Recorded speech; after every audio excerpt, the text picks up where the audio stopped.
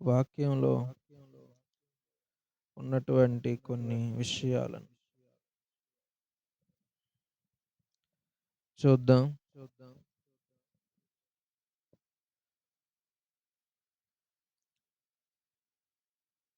మీరంతా కూడా ఇక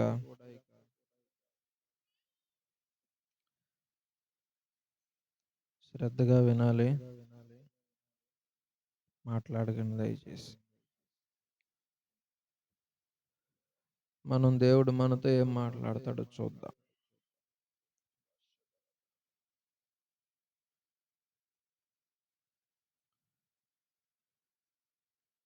దేవుడు మనకు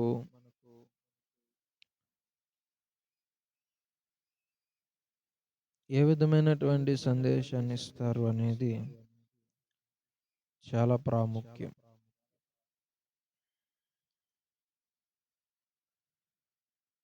ఆ మాటలు మనకి చాలా అవసరం.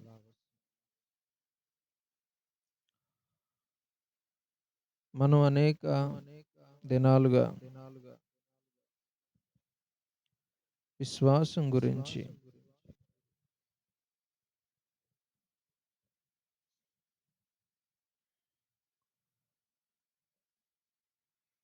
మీకు నేను చెప్పాను.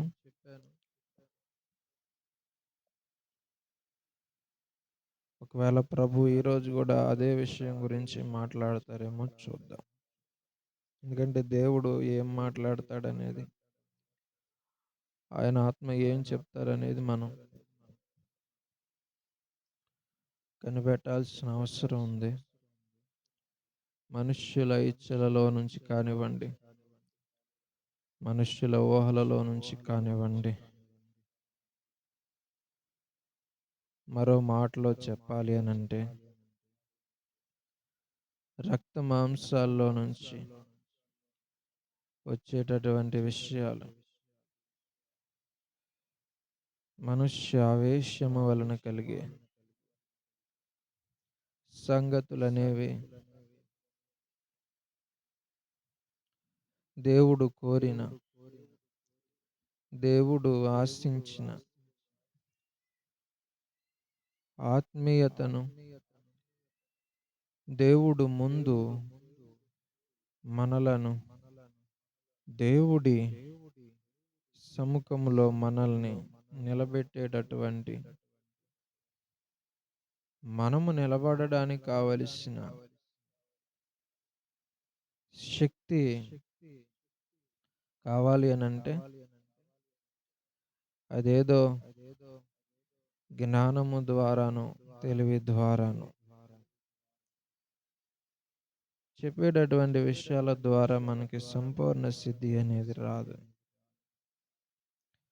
ఆంతర్యాన్ని ఎరిగిన దేవుడు, అంతా తెలిసిన దేవుడు, జగమెరిగిన దేవుడు, హృదయ రహస్యాలను పరిశీలించి, పరిశోధించి, విమర్శించే మహాదేవుడు. ఆయన మాట్లాడేటటువంటి సంగతుల ద్వారానే హృదయమునకు తృప్తి, సమాధానం, ప్రశ్నలకు జవాబులు లభిస్తాయి. అందువల్ల మీరు చాలా శ్రద్ధతో దేవుడు మాట్లాడితే ఎలా వింటారో అలా వాక్యాన్ని వినే ప్రయత్నం చేయండి. విశ్వాసం గురించి మనం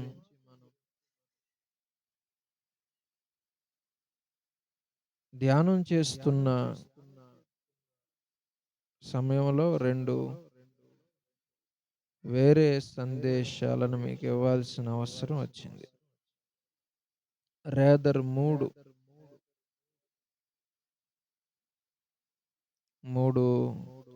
ప్రత్యేకమైన సందేశాలు ఇవ్వాల్సి వచ్చింది. గుడ్ ఫ్రైడే అంటారా, ఈస్టర్ అంటారా, పామ్ సండే అంటారు. ఈ మూడు ప్రత్యేకమైన సందర్భాల్లో మీకు నేను ఆ విశ్వాసానికి అవతల ఉన్నటువంటి విషయాలను గురించి బోధించడం జరిగింది.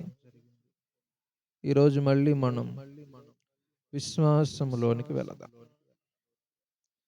విశ్వాసములో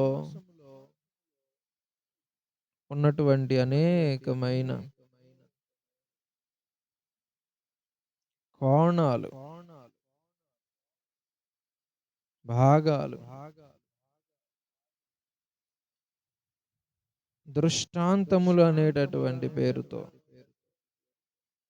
ఒక్కో భక్తిలో ఉన్న విశ్వాసాన్ని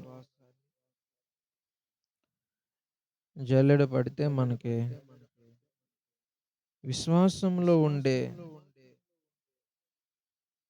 సరికొత్తదైనటువంటి డైమెన్షన్ అనేది మనకు తెలుస్తుంది.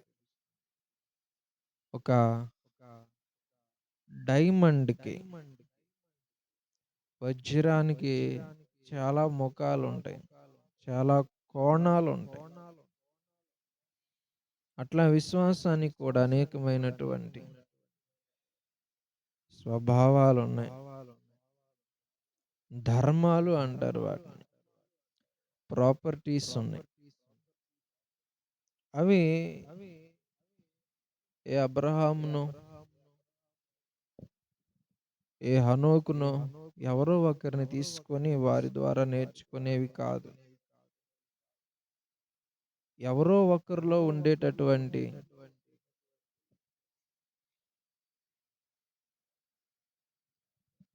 లక్షణాన్ని మనం పరిగణలోనికి తీసుకొని ఇదే విశ్వాసం అని మనం అనుకోవడానికి లేదు. ఎందుకనంటే మీకు నేను ఎప్పుడో ఇంతకు మునుపే బోధించాను. ఏంటి అంటే నిజస్వరూపము. విశ్వాసము అంటే ఏమన్నాను నేను? బైబిల్ ఏమని చెప్పింది? నిజస్వరూపము. నిజస్వరూపము, విశ్వాసము అని అన్నప్పుడు ఆ నిజస్వరూపాన్ని మనం మరోలా చెప్తాం. వేరొక పదముతో, పర్యాయ పదంతో, సాధారణమైనటువంటి వాడుక భాషలో, మనదైనటువంటి అతి సామాన్యమైన శైలిలో ఆ నిజస్వరూపాన్ని మనం విశ్వరూపం అంటాం. విశ్వరూపము. విశ్వాసము చివరికి విశ్వరూపము అయింది. విశ్వాసము చివరికి విశ్వరూపం అయింది.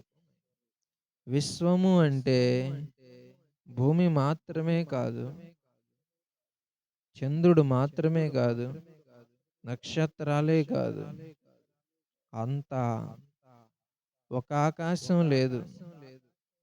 ఆదియందు దేవుడు భూమి ఆకాశములను సృజించెను. భూమి ఆకాశములు అన్నారు. ఇంగ్లీష్లో in the beginning God created heavens and the earth.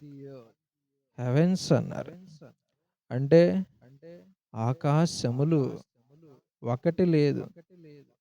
Bible లెక్క ప్రకారం మనం 3 ఆకాశాల వరకు వెళ్ళొచ్చు. పౌలు గారు 3వ ఆకాశం అని ప్రస్తావన చేశారు. 14 సంవత్సరాల క్రితం ఒక వ్యక్తి క్రీస్తునందున్నవాడు 3వ ఆకాశానికి కొనిపోబడ్డాడు అనే మాట ఆయన గారు చెప్పినందువల్ల 3 ఆకాశాల వరకు మనం వెళ్ళొచ్చు. అయితే యూదులు 7 ఆకాశాలు ఉన్నాయని వారు నమ్ముతారు.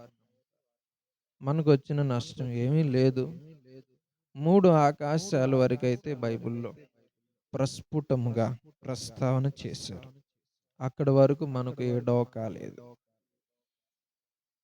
3 ఆకాశాలు పొరలు పొరలుగా ఉంటే, భూమి మధ్యలో ఉంటే దాన్ని చుట్టూ ఒక బంతిలాగా ఆవరించిన ఒక ఆకాశం, ఒక పొర, దానిపైన మరొక పొర, దానిపైన మరొక పొర. అట్లా ఒక 3 ఆకాశాల వరకు మనం వెళ్ళొచ్చు. ఈ శూన్యములో భూమికిను మొదటి పొర, మొదటి ఆకాశానికి, వాయుమండలానికి మధ్యలో సూర్య, చంద్ర, నక్షత్రాదులను దేవుడు చేశారు. దాన్ని విశాలము అన్నారు. ఆ విశాలమునకు ఆకాశమని దేవుడు పేరు పెట్టారట. ఆ విశాలము క్రిందకి కొన్ని జలాలొచ్చాయి. ఆ విశాలము పైకి కొన్ని జలాలు వెళ్ళిపోయాయి.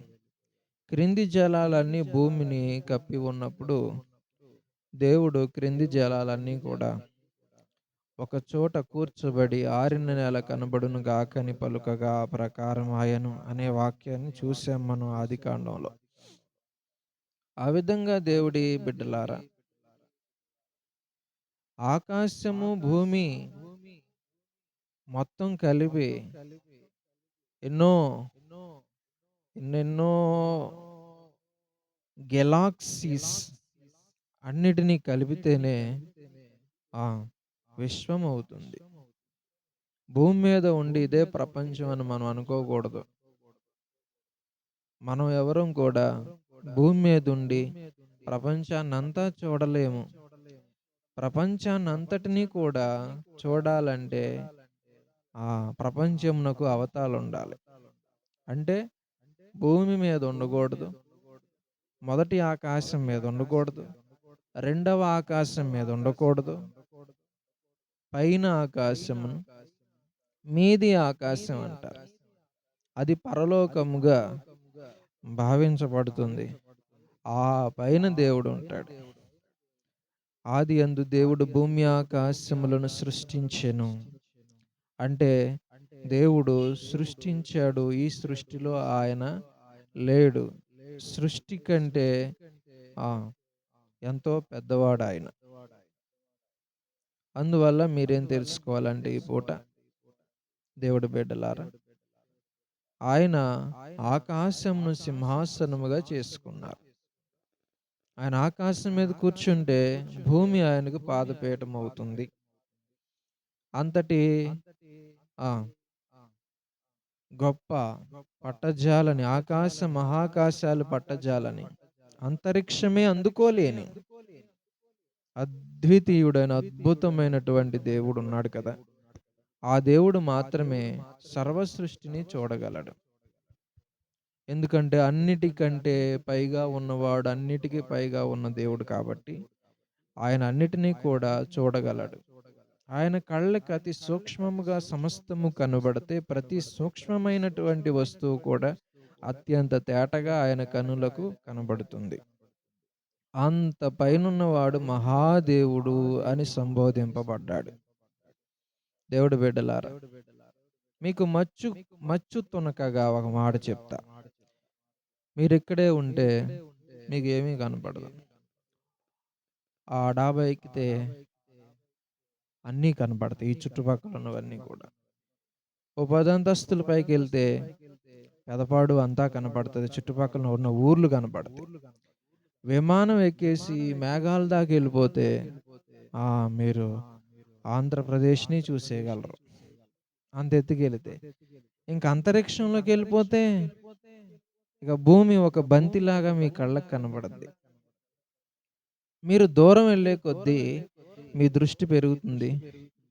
వస్తువులు చిన్నవవుతున్నాయి. ఎక్కువ చూడగలుగుతున్నారు. అలా దేవుడు ఎక్కడో ఉన్నాడు కాబట్టి, ఆయన అన్నిటికి పైనున్నాడు కాబట్టి అన్నిటినీ చూడగలిగాడు. మనం చూడలేము అన్నిటిని.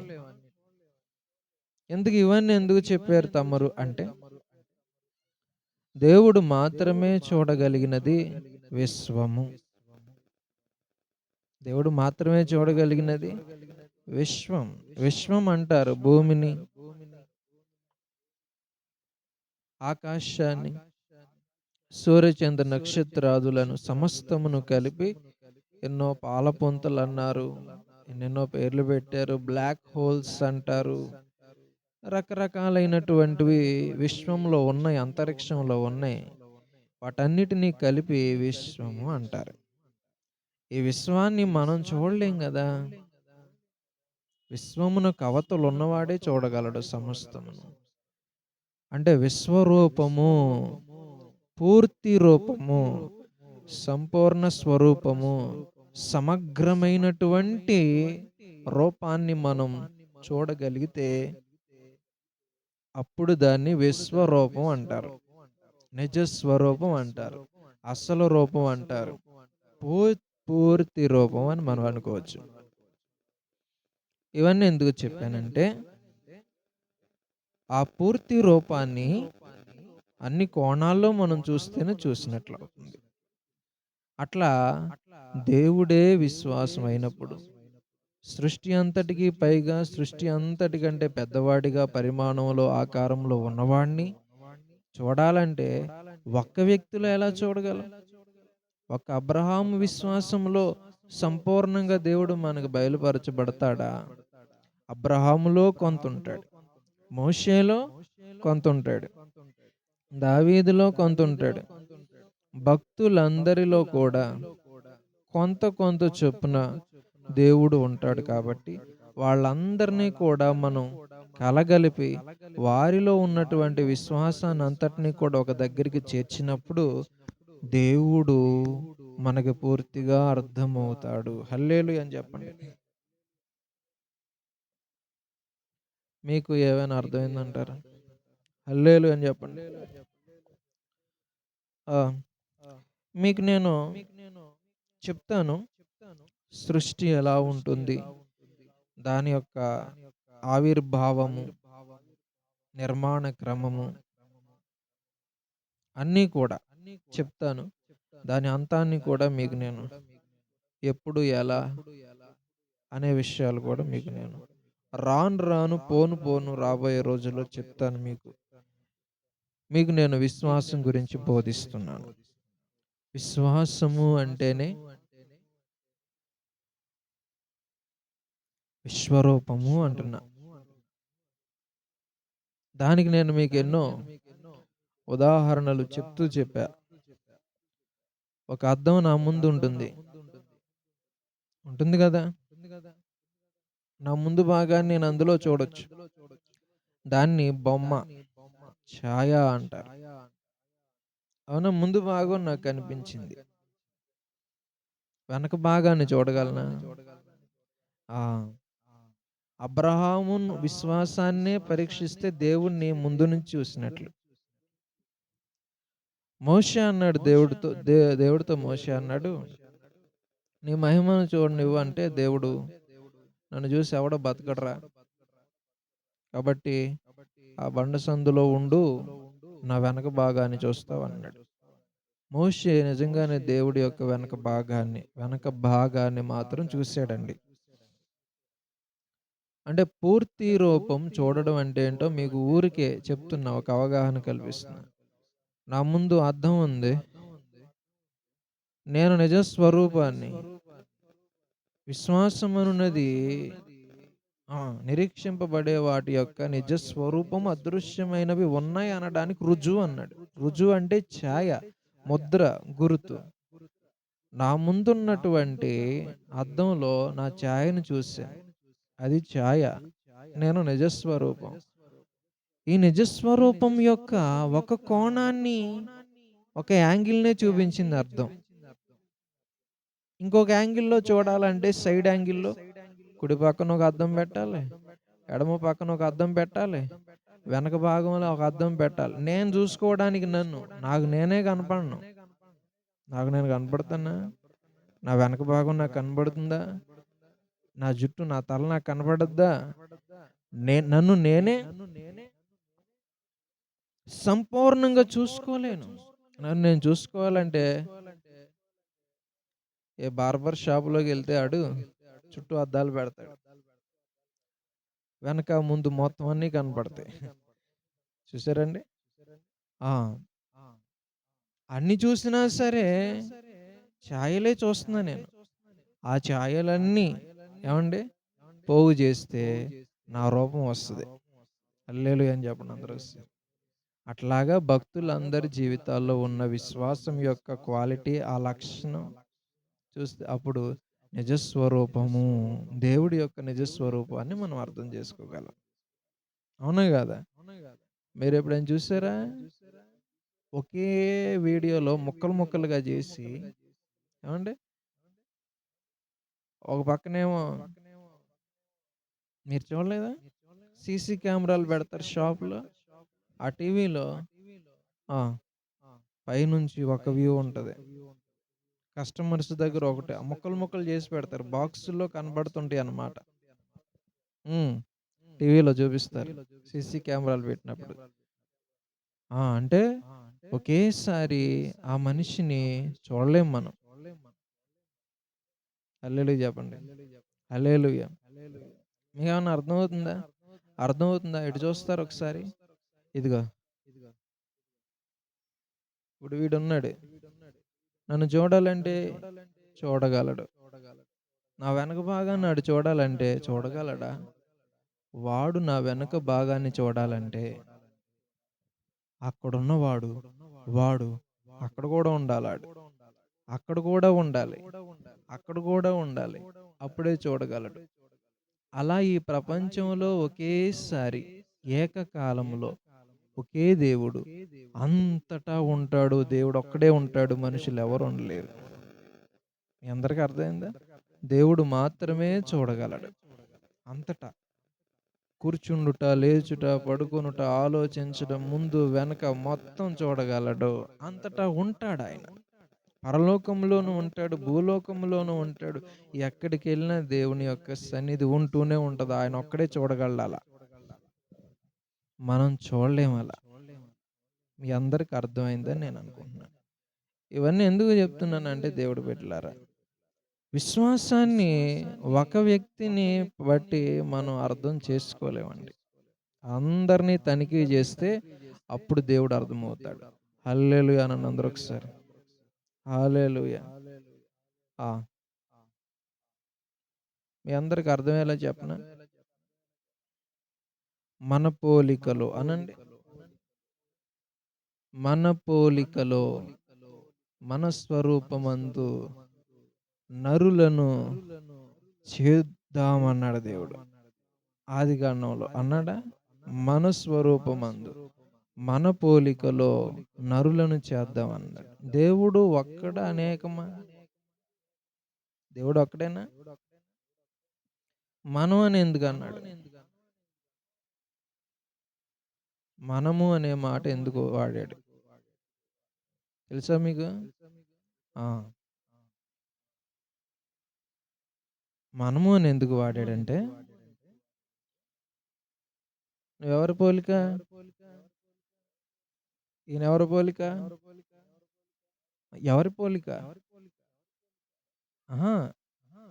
దేవుడి పోలిక కాదా? బైబిల్ తీయండి.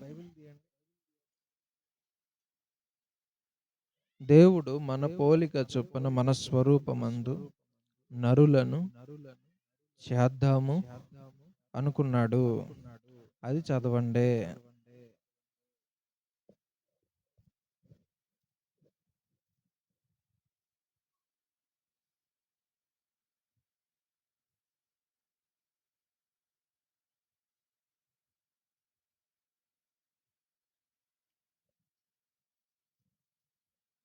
ఆదికాండంలో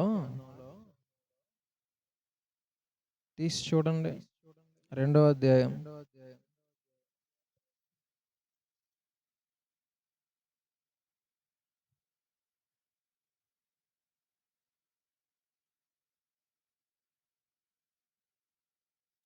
ఆదికాండం 2వ అధ్యాయంలో చదవండి. దేవుడు మన స్వరూపమందు మన పోలిక చొప్పున నరులను చేద్దుము. వారు సముద్రపు చేపలను, ఆకాశ పక్షులను, పశువులను, సమస్త భూమి మీద ప్రాకు ప్రతి జంతువులను ఏలుదురుగాకనియు పలికెను. ఆగు. దేవుడు ఏమన్నాడు ఆయన? మన స్వరూపమందు మన పోలిక చొప్పున ఏం చేయాలంట? ఎవరన్నారు ఈ మాట? దేవుడు. మరి దేవుడు మనం అన్నాడేంటి? నేను చేస్తాననాలిగా. నేను నా స్వరూపమందు నా పోలిక చొప్పున నరులను చేస్తాను అనాలిగా. మన పోలిక అని ఎందుకన్నాడు? ఆ! ఎందుకు అలా దేవుడు అన్నాడు అనంటే, ఇప్పుడు దీన్ని బట్టి మీరేం చెప్పొచ్చు? మన పోలికలో మన స్వరూపమందు నరులను చేద్దామని దేవుడు అన్నాడు కాబట్టి, నరుడు దేవుడి పోలిక అంటారుగా మీరు. హల్లెలూయా! మనిషి ఎవరి పోలికలో చేయబడ్డాడు? అవునా? ఇదైతే అర్థమైంది కదా! మరి నరుని రక్తం చిందించకూడదు. ఎందుకంటే మనిషి దేవుడి పోలికలో చేయబడ్డాడు కాబట్టి చంపకూడదు మనిషిని అని దేవుడు అన్నాడు. ఎక్కడన్నాడు? 9లో ఆదికాండం 9లో నరుని రక్తము చిందించు వాని రక్తము నరుని వలనే చిందించబడును. ఏలయనగా నరుడు దేవుని స్వరూపమందు దేవుని పోలిక చొప్పున చేయబడ్డాడు అనే మాట వాడాడు. ఆదికాండము 9లో. మరియు మీకు ప్రాణమైనను మీ రక్తమును గూర్చి విచారణ చేయవద్దు. దాన్ని గూర్చి ప్రతి జంతువును నరులను విచారణ చేయవద్దును. ప్రతి నరుని ప్రాణమును గూర్చి వాని సహోదరుని విచారణ చేయుదును. నరుని రక్తమును చిందించు వాని రక్తము నరుని వలననే చిందింపబడును. ఏలయనగా దేవుడు తన స్వరూపమందు నరుని చేసెను. అదిగో తన స్వరూపమందు నరుని చేశాడు కాబట్టి నరుని రక్తం చిందించు వాని రక్తము నరుని మూలముగానే. అంటే ఇక్కడ కూడా నరుని అంటే మనిషిని చంపొద్దన్నాడు. ఎందుకంటే మనిషి దేవుని పోలికగా చేయబడ్డాడని ఇక్కడ కూడా అన్నాడు. ఆదాము ఒక్కడే కాదు, అందరూ దేవుడి పోలికలో చేయబడ్డారు. నరుడు అంటే అందరూ కదా. ఇప్పుడు చెప్పండి, అందరూ నా వైపు చూస్తూ మాట్లాడండి. అబ్రహాం ఎవరి పోలిక? హనోక్ ఎవరి పోలిక? నోవహు ఎవరి పోలిక? అబ్రహాము, మోషే, యాకోబు, ఇస్సాకు, దావీదు దేవుని పోలిక. నువ్వెవరి పోలిక? నువ్వెవరి పోలిక? నువ్వు నువ్వు నువ్వు నువ్వు మీరందరూ దేవుడి పోలిక. చెప్పండి. అవునా? మీ అందరూ ఒకేలా ఉన్నారా? మరి అలా చెప్తారు. నువ్వు దేవుడి పోలిక నీది? నీ దేవుని పోలిక బైబిల్లో ఉందా దేవుడి పోలికని? నీ దేవుని పోలికేనా? దేవుడి పోలిక కాదా? దేవుని పోలిక నీది? దేవుడి పోలికేనా? ఏంట్రా మీకేమన్నా కొమ్ములు తొండాలు ఉన్నాయా? దేవుడి పోలికేనా కాదా? మరే కానీ అబ్రహాములో దావీదు ఉన్నాడా? అబ్రహాములో దావీదు ఉన్నాడా? దావీదులో మోషే ఉన్నాడా? లేడు కదా. మరి దేవుడు ఎలాగుంటాడు అని అడుగుతారు మనల్ని. అప్పుడు ఏం చెప్తాం మనం? దేవుడు నాలాగే ఉంటాడు అంటారు. అంటారా? దేవుడు ఎలాగుంటాడయ్యా అని అడిగాడు ఈయన్ని. నాలాగే ఉంటాడా నేను అన్నాడు. దేవుడు ఎలా ఉంటాడయ్యా అని అడిగారు ఈయన్ని. నాలాగే ఉంటాడన్నాడు ఈయన. దేవుడు ఎలా ఉంటారయ్యా అని అడిగారు ఈయన్ని. నాలాగే ఉంటాడు. ఇప్పుడు దేవుడు నీలాగుంటాడా? మీకైతే ఏకంగా జుట్టే ఉంది మీకు. ఎవరిలాగుంటాడు దేవుడు అంటే,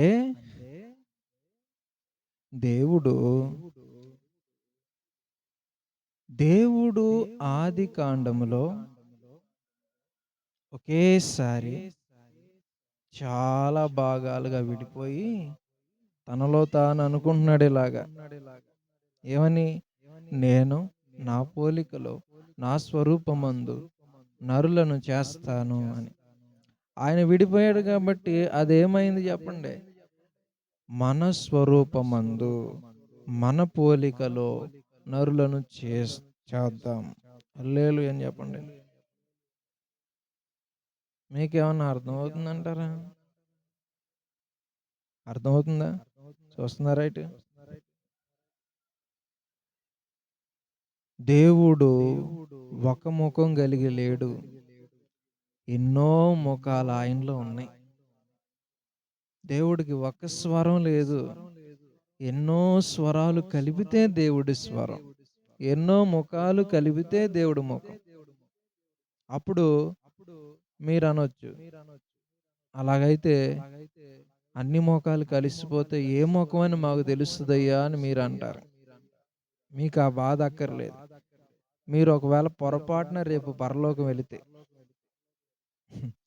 దేవుడు ఈయనలాగే కనబడతాడు. ఈయనకి దేవుడు ఈయనలాగే కనబడతాడు. నీకు దేవుడు నీలాగే కనబడతాడు. నేను నిన్ను చూడాలనుకుంటున్నాను, నన్ను నాకు చూపిస్తావేంటని దేవుణ్ణి గనక నువ్వు అడిగితే, ఒరే బాబు, అది నువ్వు కాదు, నా రూపమే నీకిచ్చాను, నా పోలికను ఏం చేశాను, నీకిచ్చాను. పోనీ నీ మాట వినిపించంటే ఆయన మాట్లాడితే నీ వాయిస్ నీకు వినపడుతుంది. నా వాయిస్ కాదు, నీ వాయిస్ వినిపించంటే దేవుడు అంటాడు, ఒరే బాబు, అది నీ వాయిస్ కాదు, అది నా స్వరమే నీకు ఇచ్చాను. హల్లెలూయా అని చెప్పండి అందరూ ఒకసారి. మీకు ఏమన్నా అర్థమవుతుందంటారా? హల్లెలూయా. అర్థమైందంటారా? చూడండి ఒకసారి. ఈ కాంతి ఉందా? కనిపిస్తుందా మీకు? కనిపిస్తుంది. ఇప్పుడు ఒక నీటి చుక్క తీసుకొచ్చి, నీరు తీసుకొచ్చి నిలబడండి అక్కడ. లేదంటే ముఖం మీద నీళ్లు చల్లుకోండి, ఇట్లా చూడండి. ఆ కాంతి మీకు ఎన్ని రంగుల్లో కనపడుద్దో చూడండి. అవునా కాదా? ఎరుపు, అన్ని రంగుల్లో కనపడుతుందా? దాన్ని ఇంద్రధనస్సు అంటారు. ఏమంటారు? ఇంద్రధనస్సు ఎప్పుడు ఏర్పడదో తెలుసా? వర్షము పడినప్పుడు, వర్షమే కాదు, వాన ఎండ రెండూ కలిసి వచ్చే సమయంలో ఆ వాన చినుకుల్లో సూర్యకాంతి వెళ్ళి, మీరు అటు ఇటు చూసారంటే నాకు బీపీ వచ్చే చెప్తున్నాడు చూడండి అందరూ. తెల్లని కాంతి ఆ బిందువుల్లోకి వెళ్ళి, లోపలికి వెళ్ళి విడిపోయి బయటికి 7 రంగులుగా బయటకు వస్తుంది. అర్థమైంది మీకు? అంటే తెల్లని కాంతిలో 7 రంగులు ఉన్నాయి. 7 రంగులు కలిపితే తెల్లని కాంతి అయింది. హల్లెలూయా. కావాలంటే మీరు చూసుకోండి. కనురెప్పల మీద ఒలికినటువంటి నీటి బిందువుల్లో నుంచి మీరు చూస్తే సూర్యుడిని, ఈ లైట్ను చూసిన 7 రంగులు కనబడతాయి. అంటే తెలుపులో 7 రంగులు ఉన్నాయి, అది మీకు తెలియదు. 7 రంగులు కలిపితే తెలుపు వచ్చింది. తెల్లని కాంతి, తెల్లని కాంతి పుంజం వచ్చింది. ఏమండి? మీరు కావాలంటే పెయింట్ వేసే వాళ్ళని చూడండి, ఎరుపు నలుపు కలిపితే ఇంకో రంగు వస్తుంది తెలుసా? వేరే వేరే రంగులు కలిపితే ఈ 2 రంగులు కాకుండా ఇంకో రంగు వస్తుంది. అంతెందుకు, మీరు కిళ్ళి నవలే వాళ్ళని చూడండి. ఏముండే అందులో నాకు తెలీదు. ఆకులు ఒక్కలు ఏవో ఉంటాయి రకరకాల రంగులు అన్నీ నమిలితే ఎరుపు రంగు వస్తుంది. అంటే నేనేమన్నానంటే ఊరికే అర్థం అవడానికి చెప్పానంతే. తెల్లని కాంతిలో చాలా రంగులు ఉన్నాయి. ఓకే, అది ఒకటిగానే కనబడుతుంది. కానీ నీటి బిందువులోకి వెళితే విడిపోయి అనేకమైనటువంటి రంగులుగా విడిపోద్ది. అప్పుడు దాని అసలు రూపాన్ని మనం చూడాలంటే నీటి బిందువు కావాలి. అట్లాగే దేవునిలో అనేకమైనటువంటి రూపాలు ఉన్నాయి. సో ఆయన ఇంద్రధనస్సు అంటే సూర్యకాంతి నీటి బిందువుల్లోనికి వెళ్ళి 7 రంగులుగా విడిపోయి ఎలా విడిపోతుందో, ఎలా కనబడుతుందో అట్లా దేవుడు ఆది కాండములో ఇన్ని రూపాలుగా విడిపోయి మాట్లాడుకుంటున్నాడనమాట. మన పోలిక చొప్పున, మన స్వరూపమందు నరులను చేద్దాం. అప్పుడు ఈ రూపముందక్కడ. దేవుడు ఈ రూపంలో ఉన్నాడు. ఈ రూపంలో ఉన్నాడు. అప్పుడు ఆయన అన్ని భాగాలుగా విడిపోయిన దేవుడు ఏం చేశాడంటే, ఈ ఈ ఈ ఈ ఈ భాగము ఈ భాగాన్ని చూసి ఏమంటే ఈయన్ని చూసి ఈ పోలికలో ఒక మనిషిని చేస్తే, ఈయన ఆయన్ని చూసి ఒక మనిషిని చేశాడు. హల్లెలూయా అని చెప్పండి అందరూ ఒకసారి. మీకేమన్నా అర్థమవుతుందా ఇది? అర్థమైనోళ్ళు హల్లెలూయా చెప్పండి. దేవుణ్ణి అర్థం చేసుకోవడం చాలా కష్టం. అంటే ఒకే ఒక్క భాష అనండి అందరూ. అంతకుముందు ఆదికాండములో ఒకే భాష ఉండేదనేది చదివారా మీరు? ఒకే భాష, ఒకే పలుకన్నాడు 11వ అధ్యాయంలో. అయితే దేవుడు తారుమారు చేస్తే ఇన్ని భాషలొచ్చాయంట. అక్కడ కూడా మనము దిగిపోయి అనే మాట వాడాడు చూడండి ఒకసారి. యెహోవా నరులు కుమారులను కట్టిన పట్టణమును గోపురమును చూడ దిగి వచ్చెను. అప్పుడు యెహోవా ఇదిగో జనము ఒక్కటే, వారందరికీ భాష ఒకటే. జనము ఒక్కటే, భాష కూడా ఒక్కటే. ఒక్కటే. వారు ఈ పని ఆరంభించి ఉన్నారు. ఇక మీదట వారు చేయదలచు ఏ పని అయినను చేయకుండా వారికి ఆటంకమేమియూ ఉండదు. గనుక మనము దిగిపోయి వారిలో ఒకని మాట ఒకనికి అదిగో తెలియకుండా మనము దిగిపోయి, ఇక్కడ కూడా బహువచనం వాడుతున్నాడు. మనం అంటున్నాడు. మనం దిగిపోయి. ఒకని మాట ఒకనికి తెలియకుండా అక్కడ వారి భాషను తారుమారు చేద్దాము రండని అనుకొనెను. అలాగు యెహోవా అక్కడ నుండి భూమి యందంతటా వారిని చెదరగొట్టెను గనుక చాలు. హల్లెలూయా. అక్కడ వారి భాష తారుమారయింది. అయిందా? ఒకే భాషలో నుంచి ఇన్ని భాషలు వచ్చాయని నమ్ముతారా? నమ్ముతారా? మనం తారుమారు చేద్దాం అన్నాడు దేవుడు. అంటే ఎలా? నేను చెప్పనా? ఒకే ఆత్మ అనండి, నానా భాషలు అనండి. పెంతెకోస్తు దినమందున అపోస్తల కార్యములు 2వ అధ్యాయములో ఒక్కొక్కరి మీద వాలగా వారు ఒక్కొక్క భాష మాట్లాడారు. అవునా కాదా? ఒకే ఆత్మ కాదా? అగ్ని నాలుకలుగా విడిపోయినట్లు వారికి కనబడ్డాడని ఉందా లేదా? ఉందా? ఒకే ఆత్మ, అనేకమైనటువంటి భాషలు.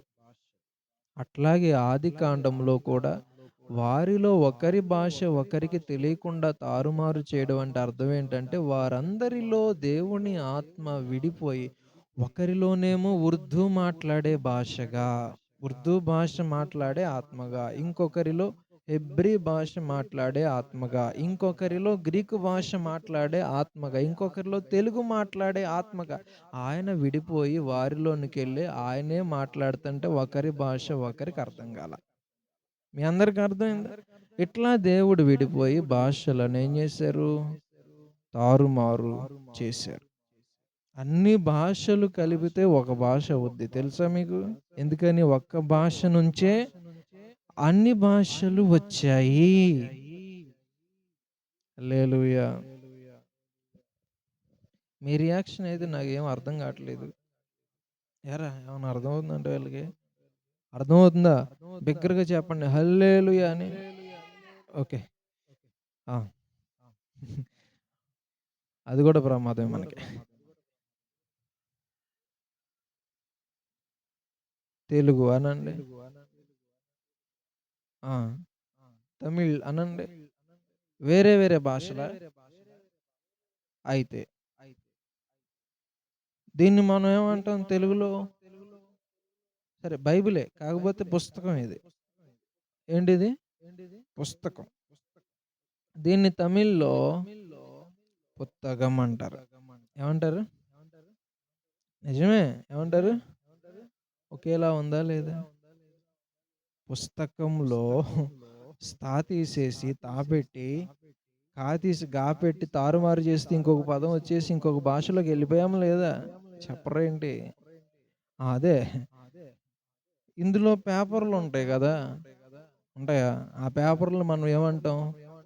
కాగితం అంటాం. తమిళ్లో కాగితం అంటారు.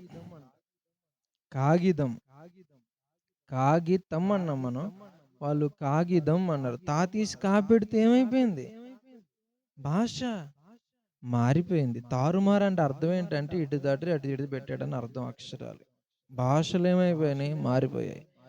అట్లాగా ఒకే భాష. అందులో నుంచి ఇన్ని భాషలొచ్చాయి. చిన్న చిన్న మార్పులు. అక్షరాలు ఇటు అటు, అటు ఇటు చేసాడంతే. అప్పుడు మొత్తానికి ఇన్ని భాషలు ఒక భాష నుంచే వచ్చాయి. గడియారం అంటాం తెలుగులో మనం. అంటామా? తమిళ్‌లో గడిగారం అంటారు. ఏమంటారు? గడియారం ఏంటి? గడిగారం. యా తీసి గా పెట్టాడు తమిళ్ అయిపోయింది. అంటే ఏం లేదండి. ఒకే భాష నుంచి ఇన్ని భాషలొచ్చాయి. దేవుడు కొత్తగా ఏం క్రియేట్ చేయలా. అటు ఇటు మార్చాడు అక్షరాలు. అంతే. తెలుగు కాస్త తమిళ్ అయింది. తమిళ్ కాస్త మలయాళం అయింది. ఒకేలా ఉంటాయి ఆ భాషలన్నీ కూడా. హిందీ, తెలుగు, సంస్కృతం ఒక జాతి భాషలు అంటారు. ఓకే. ఇక్కడ తాపేస్తా దీన్ని. మీకు అర్థమైందనుకుంటున్నా. అర్థమైందా? దీని గురించి మరి పూర్తిగా తర్వాత చెప్తా. మాయా మాళవ గౌళ రాగం అనండి. మాలా మాదిగా అన్నట్లుంది ఇది. మీరంటండి.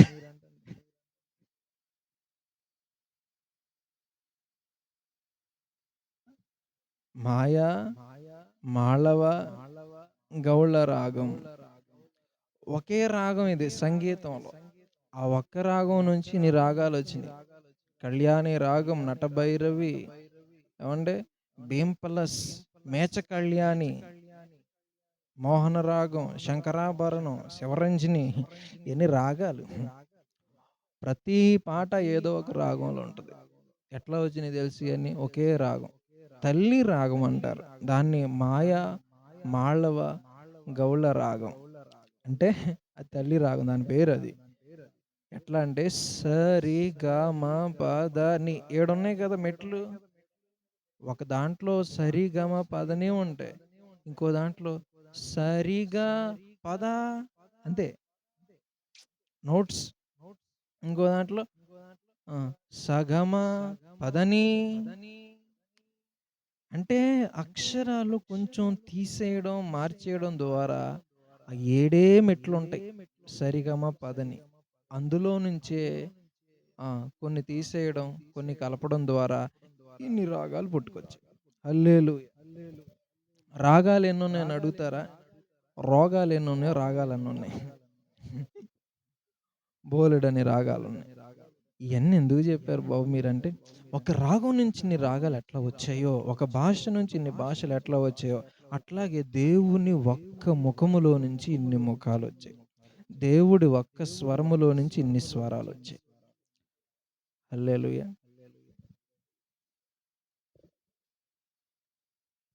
ఇంక చెప్పాలంటే దేవుడి బిడ్డలారా, ఇది దేవుని సంపూర్ణమైనటువంటి రూపం. దీన్ని మనం అలాగే అర్థం చేసుకోవాలి. పరిపూర్ణమైన దేవుని రూపాన్ని. దేవుడు నాకు నాలాగే కనబడతాడు. సమూయేలుని దేవుడు పిలిచాడా? పిలిచినప్పుడు సమూయేలు ఎక్కడికెళ్ళాడు? సమూయేలుని పిలిచాడా? పిలిస్తే సమూయేలు ఎక్కడికెళ్ళాడు? ఏలీ దగ్గరికెళ్ళాడు. పిలిచారా అన్నాడు. నేను పిలవలేదురా బాబు పడుకో అన్నాడు. మళ్ళీ రెండోసారి దేవుడు పిలిస్తే మళ్ళీ ఏలీ దగ్గరికొచ్చాడు. పిలిచారా అని. అన్నాడా? నేను పిలవలేదు అన్నాడు. మూడోసారి కూడా వస్తే ఈసారి పిలిస్తే నీ సేవకుడు ఆలకిస్తున్నాడు చెప్పు అనమని చెప్పాడు. ఏలీ దగ్గరికి ఎందుకు వచ్చాడు? దేవుడు పిలిస్తే సమూయేలు ఏలీ దగ్గరికి ఎందుకు వచ్చాడంటే, సమూయేలుని ఏలీ స్వరంతో పిలిచాడు దేవుడు. ఆయన స్వరంతో ఆయన పిలవచ్చుగా. ఏలీ స్వరంతో ఎందుకు పిలవాలంటే, ఏలీ స్వరమే దేవుడి స్వరం. దేవుని స్వరములో ఒక భాగాన్ని ఏలీకిచ్చాడు. ఒక భాగాన్ని సమూయేలుకిచ్చాడు. ఇంకో భాగాన్ని నాకిచ్చాడు. మనందరికీ కూడా దేవుని స్వరాన్ని విడగొడితే ఇన్ని స్వరాలొస్తాయి. హల్లెలూయా అని చెప్పండి. ఇట్లా దేవుడున్నాడు అనేది మీకు అర్థమైందా? ఇలాగా అబ్రాహాము దేవుడి పోలికే, మోషే దేవుడి పోలికే, అందరూ దేవుడి పోలికే. దేవుడిలో ఇన్ని రూపాలున్నాయి. అన్ని రూపాలున్న దేవుణ్ణి ఒక్క రూపంలో అర్థం చేసుకోగలమా? అందుకని విశ్వాస వీరుల జీవితాలన్నీ ధ్యానం చేస్తున్నాం. హల్లెలూయా! ఇప్పుడు నోవహు అనండి. ఇప్పుడు దాకా వాక్యం చెప్పలేదా అనుకుంటున్నారా? నోవహు అనండి. తీయండి, నోవహు గురించి చదవండి. ఎక్కడ? విశ్వాస వీరుల్లో నోవహు గురించి చదవాలి.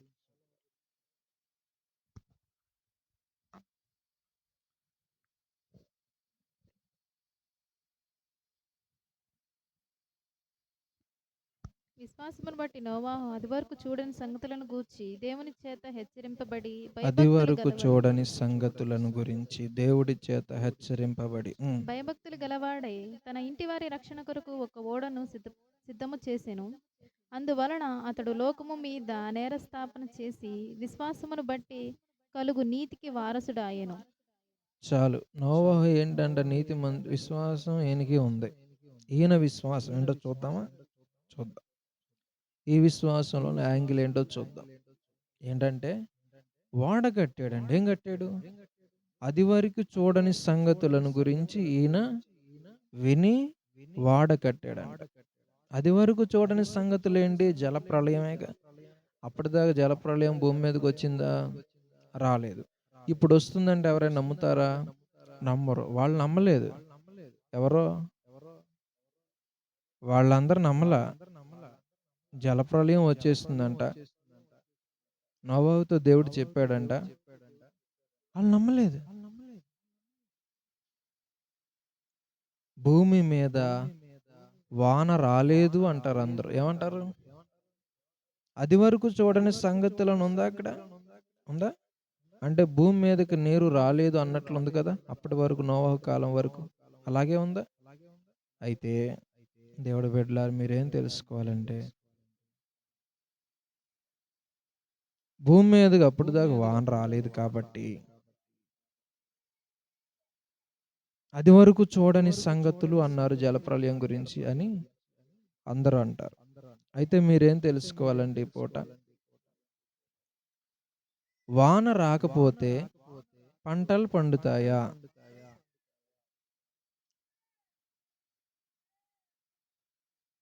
ఆదాము దగ్గర నుంచి నోవహు వరకు ఎన్నో వందల సంవత్సరాల గ్యాప్ ఉంది. నోవహు కాలములోనే వాన పడింది అన్నట్లు అంటారు అందరూ ఈ వాక్యాన్ని బట్టి. అది వరకు చూడని సంగతులు అన్నారు కాబట్టి. ఒకవేళ అదే నిజమైతే గనక మరి ఏలియా కాలంలో 3.5 సంవత్సరాలు వాన పడలేదు. అప్పుడు కరువు వచ్చిందా? రాలేదా? వచ్చిందా? అంటే ఎప్పుడు వాన పడకపోయినా కరువు వస్తుందనే మాట నిజమేనా? మరి ఆదాము కాలం మొదలుకొని నోవహు వరకు కూడా వాన పడకపోతే కరువే ఉండేదిగా. 3.5 సంవత్సరాలకే చాలా మంది చచ్చిపోయారు కదా. మరి ఆదాము మొదలుకొని నోవహు వరకు గనక వాన పడకపోతే కరువు చేత అందరూ చచ్చేవాళ్లేగా. వాన పడిందా పడలేదా? దీన్ని బట్టి పడిందా పడలేదా?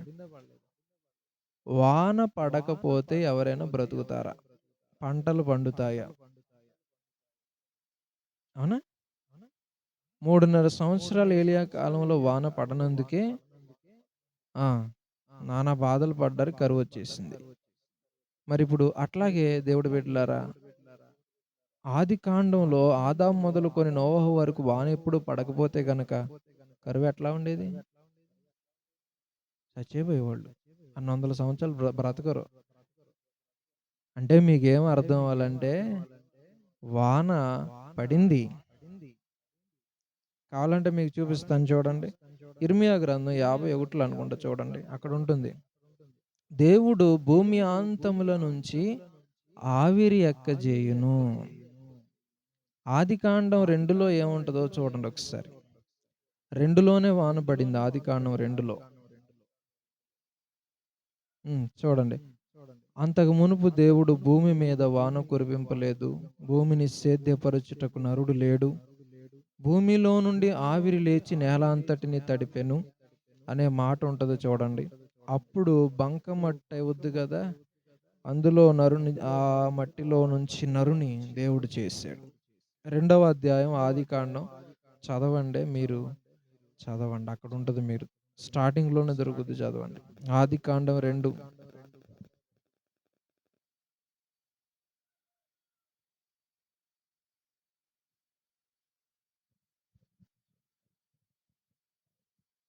ఆదికాండం 2వ అధ్యాయం.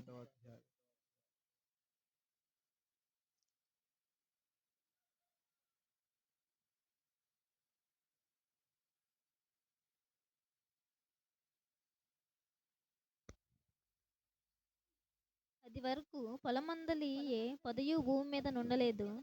పొలమందు ఏ చెట్టును మొలవలేదు. ఏలయనగా దేవుడైన యెహోవా భూమి మీద వాన కురిపించలేదు. నేలను సేద్యపరచుటకు నరుడు లేడు. అయితే ఆవిరి భూమి నుండి లేచి నేల అంతటిని తడిపెను. దేవుడైన యెహోవా నేలమంటితో నరుని నిర్మించి వాని నాసికా రంధ్రములలో ఆ! జీవవాయువును ఆవిరి భూమి మీద నుంచి లేచి దేన్ని తడిపెనంట? అప్పుడు మనిషిని చేసాడు. అంతకు మునుపు వాన పడలేదనుంది. తర్వాత ఆవిరి ఆ! భూమి మీద నుంచి లేచి నేల అంతటిని తడిపెను అనుంది. మీరే చెప్పండి. అది వానేగా? సరే. మీకింకా అర్థమయ్యేలా చెప్తా. సరే. మట్టి నేల ఉందండి. అందులో నుంచి ఆవిరి లేచి మళ్ళీ దాన్ని తడుపుద్దా? మనిషిని చేయాలంటే బంకమట్టి కావాలి. ఆ బంకమట్టి రావాలంటే నీళ్లతో మట్టిని తడపాలి. మరి పొడి పొడిగా ఉంది. ఆరిన నేల అయింది నేలంతా. నీళ్ళు రావాలంటే ఎక్కడి నుంచి వస్తాయి? పొడి నేల మీద నుంచి నీళ్ళు లేచి పొడి నేలని తడపడం ఎందుకు? అంటే భూమి మీద నుంచి నీళ్లు లేచి నేల అంతటిని తడపడం అంటే సముద్రం భూమి మీదే ఉంది. సముద్రంలో నీళ్లు మేఘాలలాగా పైకెళ్ళి అవే మామూలు ఆరిన నేల ఉంది కదా, దాని మీద వాన పడింది. అదే వాన. వాన ఎట్లా పడద్దంటే సముద్రంలో నీళ్లు ఆవిరిగా ఎండకి వేపరైజ్ అయ్యి పైకి వెళ్తాయి. దట్టమైన మేఘాలుగా రూపొందుతాయి. వానలా పడతాయి చినుకుల్లాగా. మీరు పొయ్యి మీద ఒక కాగు పెట్టి కుండ నీళ్లు పోసి సాసర వేయండి. దానిపైకి నీళ్లు వెళ్ళి అతుక్కుంటాయి కదా, వాటర్ వేపర్ అంటారు. అదే నీటి ఆవిరి. సముద్రంలో నీళ్లు కింద మీరు సెగ పెడితే కుండలో నీళ్లు పైకి వెళ్ళినట్లు ఎండ వేడిమికి సముద్రంలో నీళ్లు ఆవిరయి పైకి వెళతాయి. మేఘాలుగా మారి నిదానంగా అవి కింద పడుతుంటాయి అన్నమాట. మ్యాటర్ అది. దాన్ని వాన అంటారు. అర్థమైందా మీకు? వాన పడింది ఆదికాండం 2లో పడింది. ఓకే. ఇర్మియా గ్రంథానికి వద్దాం. 51లో అనుకుంటా అక్కడ ఉంటుంది. దేవుడు భూమి అంతముల నుంచి ఆవిరి ఎక్కచేయును, ఆయన ఆజ్ఞయేగా వాన కురియును. ఆయన ఆజ్ఞ అయ్యగా జలరాశులు ఆకాశ మండలంలో పుట్టును. భూమి అంత భాగములలో నుండి ఆయన ఆవిరి ఎక్కజేయును. సరిగ్గా వర్షము చదువు. కలుగు భూమి అంత భాగముల్లో నుంచి ఆయన ఆవిరి ఎక్కజేయును. ఆ- వర్షము ఆ- కలుగునట్లుగా ఆవిరి ఎక్క చేయును అని ఏమన్నాడు? వర్షము కలుగునట్లు. కలుగునట్లుగా ఆయన మెరుపులు పుట్టించును. ఆ, తన ధనగారముల నుండి ధానాగారాల నుంచి గాలిని రావించును. చూసారా? భూమి అంత భాగముల్లో నుంచి ఆవిరి ఎక్క చేయనంటే భూమి యొక్క అంతం ఏంటి? సముద్రం. నేల ఉండదు కదా సముద్రం దగ్గరికి వెళ్ళేసరికి. అక్కడి నుంచి అంటే సముద్రంలో నుంచి ఆవిరి ఎక్క చేయను, మేఘాలుగా మారతాయి, ఆగ్నేయగా వాన పడుతుంది. అదే అంటే నీటి ఆవిరే పైకి వెళ్ళి వానగా కిందకు వస్తుంది. ఆది కాండంలో ఆవిరి పైకెళ్ళి నేలంతటిని తడిపినంటే భూమిలోనే సముద్రం ఉంది కాబట్టి ఆ సముద్రంలో నీళ్లు పైకి వెళ్ళి ఆరిన నేల మీద వానగా కురవడం జరిగింది. హల్లెలూయా అని చెప్పండి అందరూ ఒకసారి. అర్థమైందా? వాన 2వ అధ్యాయంలోనే పడిందా లేదా? మరి అది వరకు చూడని సంగతులని ఎందుకు అన్నాడు? హల్లెలూయా. దీని గురించి మాట్లాడదాం. ఓకేనా? వింటున్నారు? నా వైపు చూస్తున్నారు? జాగ్రత్తగా చూడండి, జాగ్రత్తగా ఆలకించండి. ఏలియా అనండి. 3.5 ఏండ్లు ఏం పడలా. తర్వాత పడిందా? పడినప్పుడు ఎలా పడింది?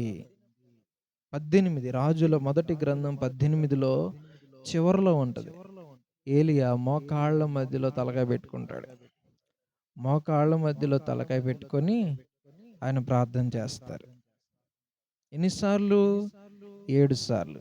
ఒరేయ్ మేఘం వెళ్ళిందా పైకి? మొదటిసారి రిజల్ట్ రాలేదు. లేదండి అయ్యగారు అన్నాడు. రెండోసారి అలాగే అయింది. ఏడవసారి ఒక మాట చెప్తాడు. చదవండి ఒకసారి ఆ మాట. రాజుల మొదటి గ్రంథము 18వ అధ్యాయం చివరిలో ఉంటుంది. మీరు ఇంత నిదానంగా ఉండొద్దు దయచేసి.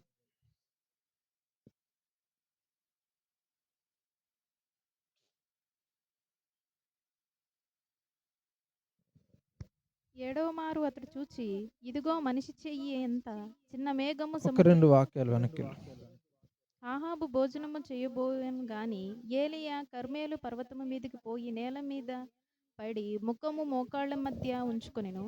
తరువాత అతడు తన దాసుని పిలిచి, నీవు పైకి పోయి సముద్రము వైపు చూడమనగా వాడు మెరకెక్కి పారు చూచి ఏమీయూ కనబడలేదనగా అతడు ఇంకా 7 మారులు పోయి చూడమని చెప్పాను.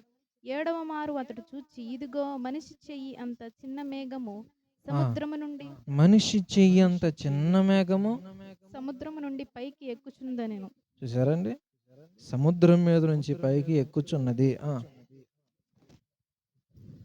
అప్పుడు ఏలియా, నీవు ఆహాబు దగ్గరకు పోయి నీవు వెళ్లకుండా వర్షము నిన్ను ఆపకుండునట్లు నీ రథమును సిద్ధపరచుకొని పొమ్మని చెప్పుమని వానిని పంపెను. అంతలో ఆకాశము మేఘములతోనూ గాలితోనూ కారు కమ్మెను.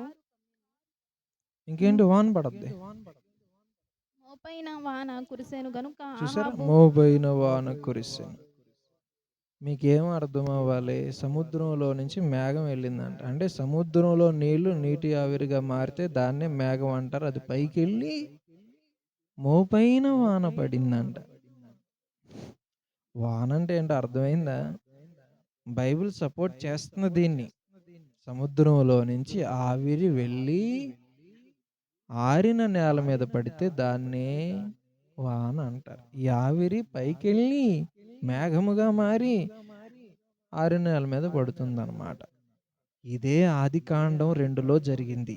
దాన్నే వర్షం అంటారు. ఇప్పుడు అర్థమైందా మీకు? వాన పడిందో పడలేదో? ఆదికాండం 2లో దేవుడు ఆవిరి ఎక్కజేసాడంట, నేల అంతటిని తడిపిందంట. సముద్రంలో నుంచి పైకి వెళ్ళడం, ఆరిన నేల మీద వాన పడడం. అంటే పొడి నేల అని అర్థం. మరి వాన అయితే పడింది, మరి పడలేదని ఎందుకు అన్నారు? మళ్ళీ చదువు హెబ్రీ పత్రికలో.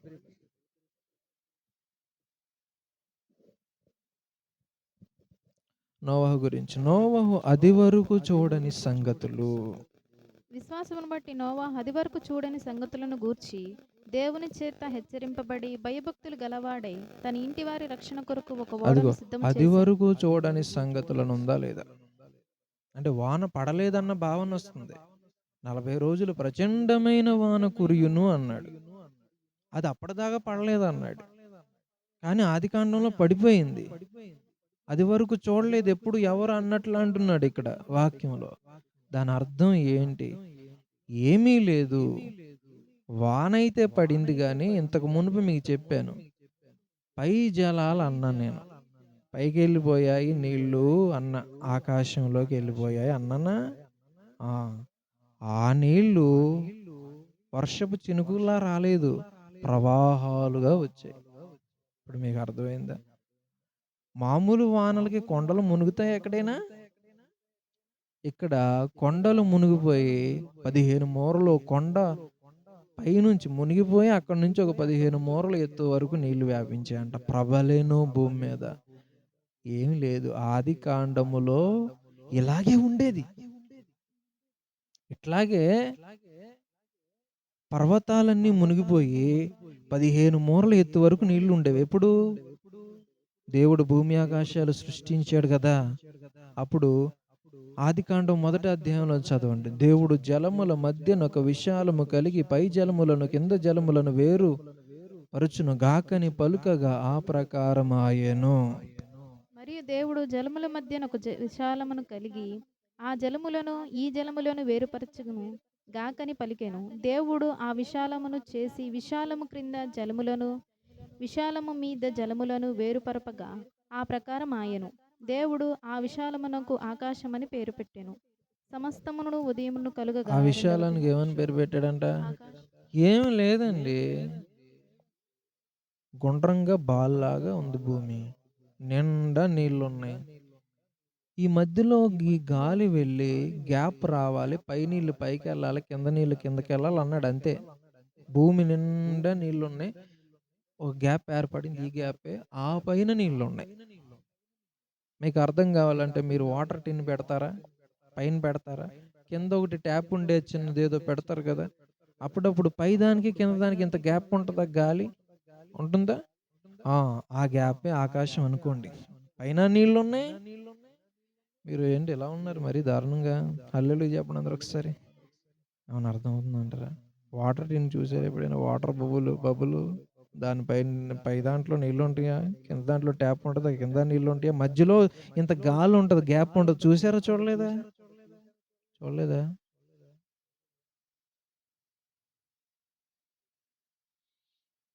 ఈ ఊరేనా? చూసారా అది? ఏరా బాబు ఇలా ఉన్నారు. అట్లా అచ్చం అట్లాగే పైన నీళ్లుండేవి. కింద కూడా నీళ్లుండేవి భూమి మీద. మధ్యలో గాలి ఉండేది. అదే ఆకాశం. అంతకు మించి ఏం కాదు. ఆ పైన టిన్‌లో ఉన్న నీళ్ళు కిందకొచ్చేస్తే ఎలా ఉంటది? అట్లా పైనున్న నీళ్ళనేవి మళ్ళీ కిందకొచ్చేసినాయి నోవహు కాలంలో. ఆదికాండం మొదటి అధ్యాయంలో పైకెళ్ళిపోయినవి నోవహు కాలములో కిందకొచ్చేసినాయి. అంతకు మించి ఏమీ లేదు. అదే నేను చెప్తున్నాను. మొత్తుకుంటున్నాను. మీకేమైనా అర్థమైందంటారా? అది వాన కాదు, జలప్రళయం అనండి. జలప్రళయములో నోవాను కాచిన బలవంతుడవు నీవే కదా, నీవే కదా. హల్లెలూయా, హల్లెలూయా, హల్లెలూయా, హల్లెలూయా.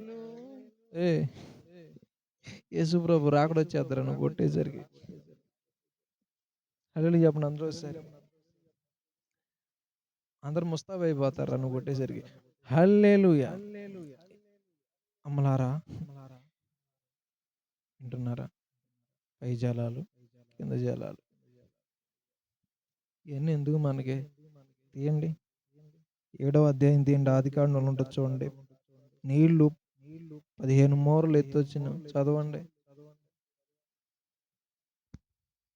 ఆ జలప్రవాహము 40 దినములు భూమి మీద నుండగా జలములు విస్తరించి ఓడను తేలచేసినందున అది భూమి మీద నుండి పైకి లేచెను. వాడను తేలజేశాను. ఈ మాట గుర్తుపెట్టుకోండి. జలములు భూమి మీద ప్రచండంగా ప్రబలి మిక్కిలి విస్తరించినప్పుడు ఓడ నీళ్లు మీద నడిచెను. ఆ ప్రచండ జలములు భూమి మీద అత్యధికముగా ప్రబలినందున ఆకాశమందంతటి క్రిందనున్న గొప్ప పర్వతములన్నీ మునిగిపోయాను. గొప్ప పర్వతాలన్నీ మునిగిపోయాయి. 15 మూరల ఎత్తును నీళ్లు ప్రచండంగా ప్రబలేను గనుక ఆ పర్వతముల మునిగిపోయిన తర్వాత అక్కడి నుంచి ఇంకో 15 మూరలు ఎత్తంట. పర్వతాలు ఎంత అంత ఎత్తు లేవు. చూస్తే ఎంతో ఎత్తుంటాయి. అవి మునిగిపోయి ఇంకా 15 మూరలు ఎత్తు. అంటే మొత్తం సముద్రం అయిపోయింది. ఇది అర్థమైందా మీ అందరికీ? ఇట్లాగే ఆదికాండంలో దేవుడు భూమిని చేయకముందు ఇలాగే భూమి నీళ్ళల్లో ఉండేది. అయితే నోవహు కాలంలో మళ్ళీ ఆ పై నీళ్ళని అప్పుడు పైకి వెళ్ళిపోమన్నాడు నీళ్ళని. ఆ నీళ్లు మళ్ళీ కిందకు వచ్చినాయి అంతే. ఇది మీకు నేను వచ్చే వారం మరీ బాగా అర్థమయ్యేలా చెప్తాను. అయితే ఇప్పుడు ఓడ గురించి చెప్తా. ఏంటది? ఓడ. మీరు చెప్పండి. ఓడ నీళ్ళ మీద తేలేను అని ఉందా? నీళ్ళ మీద ఓడ తేలడం అంటే ఏంటో తెలుసా మీకు? అసలు ఓడ ఎంత ఉంటుందో తెలుసా? చెప్తా చూడండి. 500 అడుగుల పొడవు. ఎంత? మోరల్‌లో చెప్పారు. మీకది అర్థం గాదు. నేను అడుగుల్లో చెప్తున్నా. 500 అడుగుల 450-510 అడుగులు పొడవుంటది. అంటే ఎంత దూరం ఉంటదంటే, ఇక్కడి నుంచండి పంచాయతీ ఆఫీస్ ఉంది గదా! అక్కడి దాకా ఉంటది. ఎంత పొడవండి? 500 అడుగుల పొడవంటే మీకు అర్థం అవ్వడానికి చెప్తున్నా. ఈ ఇంటి దగ్గర నుంచి పంచాయతీ ఆఫీస్ వరకు ఉంటది. తక్కువ ఉండదు. అంతే ఉంటది పొడవు. వెడల్పు ఈ సిమెంట్ రోడ్డు, ఈ ఇల్లు, పక్కిల్లు, అవతల సిమెంట్ రోడ్డు కలిపితే ఎంత వెడల్పు ఉంటుందో అంత వెడల్పు ఉంటుంది. ఎంత ఎత్తో తెలుసా? 5 అంతస్తులు బిల్డింగ్ ఉంటది కదా! అంత ఎత్తు ఉంటది. 50 అడుగులు ఎత్తు, 85 అడుగుల వెడల్పు, 500 అడుగుల పొడవు, 3 అంతస్తులుగా చేశాడు. ఆ 3 అంతస్తులు మనకు 5 అంతస్తులతో సమానం. ఊహించుకోండి ఒకసారి. ఎంత పొడవుంది? చెప్పాను మీకు. నేను లెక్కేసాను ఆల్రెడీ. అక్కడి వరకు ఎళ్ళద్ది. ఇక్కడ నుంచి పంచాయతీ ఆఫీస్ దాకా 500 అడుగుల పొడవంటే. దాని ఎంత ఎత్తు ఉంటది? 5 అంతస్తులు ఊహించుకోండి ఇక్కడి నుంచి. అంత ఎత్తు పడవ, ఓడ ఏమండి? ఇక్కడ నుంచి పంచాయతీ ఆఫీస్ అంత దూరం పొడవు, అంత వెడల్పు ఉన్నది నీళ్ళ మీద లేవడం అంటే మామూలు విషయం అనుకున్నారా? అంత వాడ చేస్తుంటే అది అది ఎన్ని సంవత్సరాలు పట్టిందో తెలుసా వాడ చేయడానికి? 120 సంవత్సరాలు. ఎంత? వాన పడిపోద్దంట, జలప్రళయం వచ్చేద్దంట, ఈడు వాడ కట్టేస్తున్నాడని అందరూ నవ్వుకుంటారు. నవ్వుకుంటున్నారు. అంత పెద్ద వాన ఎక్కడ పడిపోద్దరా? అంత పెద్ద అన్ని నీళ్ళు ఎక్కడొచ్చేస్తాయి? పోనీ చిన్న తెప్ప కట్టుకోరా. ఏంటది? చిన్న తెప్ప కట్టుకో, తేలద్ది. ఇంత పెద్దది ఎక్కడ తేలద్దురా నీకు? ఎన్ని నీళ్లు కావాలిరా? ఏ సముద్రం నుంచి తోడతావురా అన్నట్లు అన్నారు. అంత పెద్ద వాడ. హల్లెలూయా. ఎటకారం చెప్పండి ఏంటి? దేవుడి కార్యాలు చేసేటప్పుడు చిన్న తెప్ప చేసుకోరా. ఎర్రని తెడ్డు హైలేస్. ఒక ఆయన గోదావరిలో చిన్న తెడ్డేసుకొని వెళ్ళి చేపలు పట్టుకుంటా, ఈ డొప్పలు ఉంటాయి కదా, ఏవి తాటికాయ లోపల తీసేసి అందులో వెళ్ళి రోజుకెళ్ళి గోదావరిలో ఇది సాయంత్రానికి ఒక 1500 చేపలు పట్టేస్తాడు. ఆయన అన్నాడంట ఓ పాస్టర్ గారితో, ఏమండో ఓ డౌట్ అడుగుతాను చెప్తారా అన్నాడంట. ఏంట్రా బాబు అంటే, నాది 500 కూడా ఉండదు నా పడవ. ఇన్ని సంవత్సరాల నుంచి 5 సంవత్సరాల నుంచి నేను ఈదికి వచ్చేస్తున్నాను, దీంతో చేపలు పట్టేస్తున్నాను. అదేంటండి అంత పెద్ద పడవ టైటానిక్ షిప్ కూలిపోయింది ఏంటంటే అన్నాడు. నాదే బెటర్ అన్న అంటే సరదాగా చెప్పాను నేను. ఎంత పెద్ద వాడు ఎందుకురా నీకు నోవహు? నీ ప్రాణానికి ఎందుకురా? తెప్ప చేసుకో. మరీ అంత భక్తి చేయమాకరా నోవహు. ఉండొచ్చు కానీ మరి అంత ఉండకూడదమ్మా. కూతంత చేసుకో. ప్రార్థన అంటే ఆదివారం గుడికి వెళ్ళి సందా వేసామా, చివరిలో వేసి వచ్చేసామా అంతే తప్ప పద్దాకు ప్రార్థన అంటావేంటి? అంత అవసరమా? అవసరమే. తెడ్డు చిన్న దోణి సరిపోదా? చిన్న పడవ మునిగిపో, దాంట్లోకి వెళ్ళిపోద్ది. హల్లెలూయా చెప్పండి అందరూ. చాలా పెద్ద పడవ కావాలి. ఎందుకని? ఎంత లోతండి అవి? పర్వతాలు మునిగిపోయి 15 మూరలు ఎత్తు. అన్ని నీళ్లు భూమి మీద ప్రబలితే ఎంత పెద్ద వాడ కావాలి? తన కోసమే కాదు వాడగట్టింది, చాలా జంతువులు ఉన్నాయి, వాటన్నిటి కోసం కట్టాడు. 120 సంవత్సరాలు. దేవుడి మీద నమ్మకం లేకపోతే, విశ్వాసం లేకపోతే 120 సంవత్సరాలు వాడ కడతాడా? ఇంత గ్యాప్ ఉన్న వాడ మునిగిపోదా? కొంచెం కూడా తేడా రాకుండా చితిసారకపు మ్రానుతో కీలు పుయ్యమన్నాడు. దేవుడు ఎలా ఇన్స్ట్రక్షన్స్ ఇచ్చాడు అలాగే కట్టాడు, అలాగే చేశాడు వాడని నోవాహు. ఇంత తేడా వచ్చినా అందరూ చచ్చిపోతారు. నమ్మాడా? నమ్మలేదా? చూసారా విశ్వాసం అంటే ఏంటో? నమ్మాడనడానికి రుజువు ఉండాలా వద్దా? గుర్తు ఉండాలా వద్దా? ఏంటది? ఓడ. ఓడ. వడ కాదు. ఓడ. ఉందా నీకు? నమ్మావు అనడానికి ఏం చేశావు? ప్రమాదం వస్తుంది. జలప్రళయం. ఇప్పుడు నేనున్నానండి. నేనెంత చెప్తాను? నేను ఎంతసేపు చెప్తానా? అదిగో అదిగో ఆకాశం నుంచి అగ్ని వచ్చేస్తుంది. పంచభూతములు మిక్కుటమైన వెంట్రుమతో లయమైపోతాయి. అదిగో వడగండ్లు, అదిగో చుక్కలు, అదిగో నక్షత్రాలు, నీళ్ళు ఎర్రగా మారిపోతున్నాయి. మీరు ఇవన్నీ ఏం చెప్తానా? అందరూ ఆడు ఎర్రోడు యాదవాడు అట్లాగే వాగుతాడు అనుకుంటున్నారు అందరూ. అలా అనుకుంటున్నారు. వీడికి వేరే పని పాటే లేదు. వీడికి ఇదే పనిలాగా ఉంది వీడికి అనుకుంటున్నారు. అవును, ఇదే పని. ఎరనోవహు ఎరనోవహు ఎరనోవహు ఎప్పుడు వాడ కట్టుకుంటే ఇంకేరే పని చేయవా నువ్వు? ఇక వాడేనా నీ పని? వాడ కట్టడమేనా నీ పని? అదేనా నీ డ్యూటీ? ఇంక వేరే పని లేదారా? ఎప్పుడు దేవుడు దేవుడు దేవుడు దేవుడు దేవుడు, ప్రార్థన ప్రార్థన ప్రార్థన, వాక్యం వాక్యం, కోటం కోటం, సభ సభ, గుడి గుడి, ఇట్లా అంటావు వేదవాని. నీకు వేరే పని లేదురా? ఎప్పుడు చూసినా ప్రార్థనే. ఒరే కాపాడేదా ప్రార్థనేరా, కాపాడేదా వాడేరా. ఇంటి వారి రక్షణకై ఓడను కట్టి, మీరు కాళ్ళు పైకి పెట్టి తలక కిందకి పెట్టిన ఈ మాటలు మీకు ఎక్కడా దొరకవు. మీరు ఎక్కడ ఎత్తుకున్నా దొరకవు. చూసుకోండి కావాలండి. యూట్యూబ్లో దొరకవు, ఫేస్బుక్లో దొరకవు, మీకు ఎక్కడా దొరకవు. నా పని ఏంటంటే చెప్పడం చచ్చేంత వరకు. వీడు అట్లాగే వాగుతాడు. మనం ఇంకొక 1000 సంవత్సరాలు బతికేస్తాం అనుకుంటున్నారు అందరూ. నాకు తెలిసి 10 సంవత్సరాలు కూడా బతకరు. మీరు చూస్తూ ఉండండి, అంతా కొట్టుకెళ్ళిపోద్ది. చూడండి కావాలండి. 120 సంవత్సరాలు వాడ కట్టినోడు తెంగరోడా, పిచ్చోడా? అన్నీ మానేసి దానికోసమే బ్రతికినోడు పిచ్చోడా, తెంగరోడా? వాళ్ళందరి మీద నేరస్థాపన చేశాడంట. తప్పించుకోలేరు. రమ్య తప్పించుకోలేదు. ప్యాడ్డోడు తప్పించుకోలేడు. కెమెరా వాడు తప్పించుకోలేడు. మైకాసురుడు తప్పించుకోలేడు.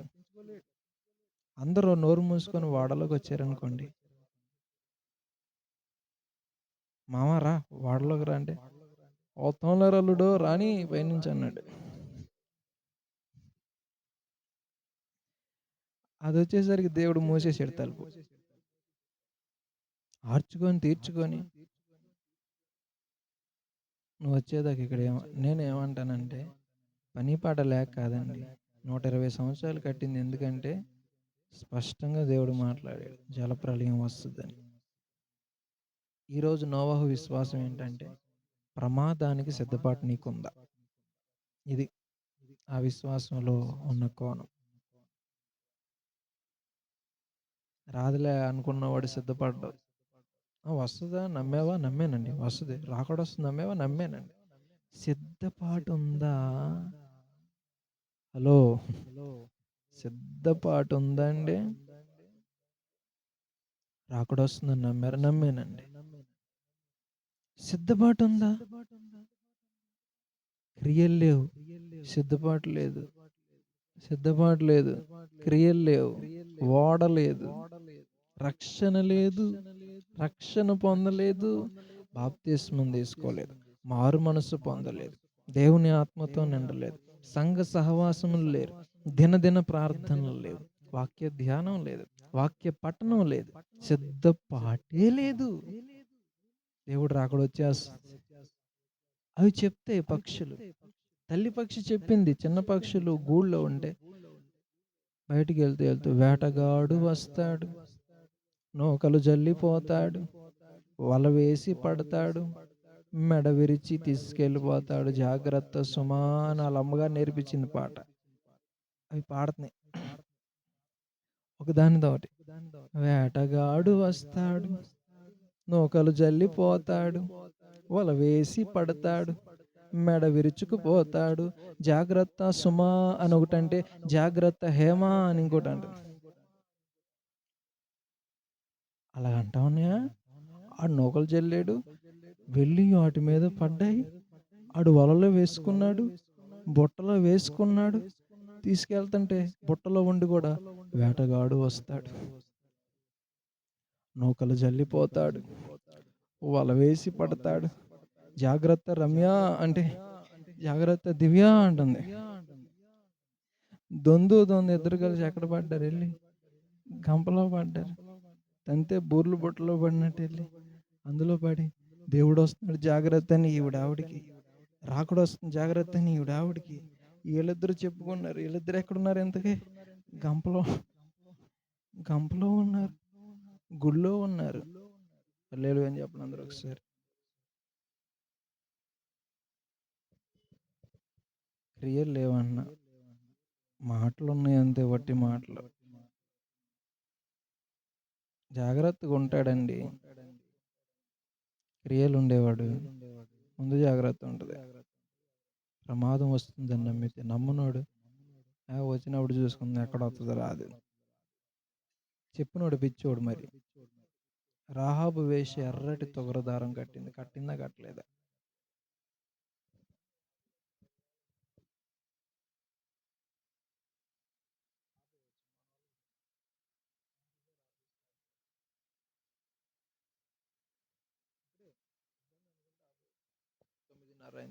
హల్లెలూయా అని చెప్పండి అందరూ ఒకసారి.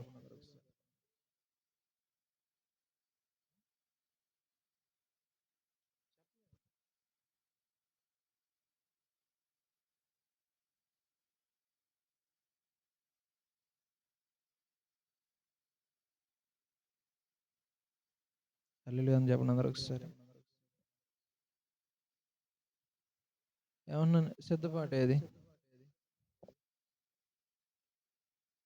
ప్రమాదం వస్తుందని తెలిస్తే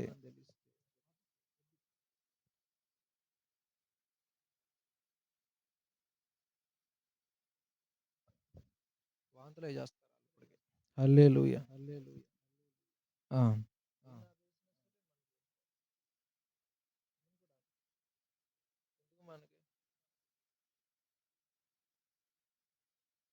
హల్లెలూయా చెప్పండి అందరూ ఒకసారి.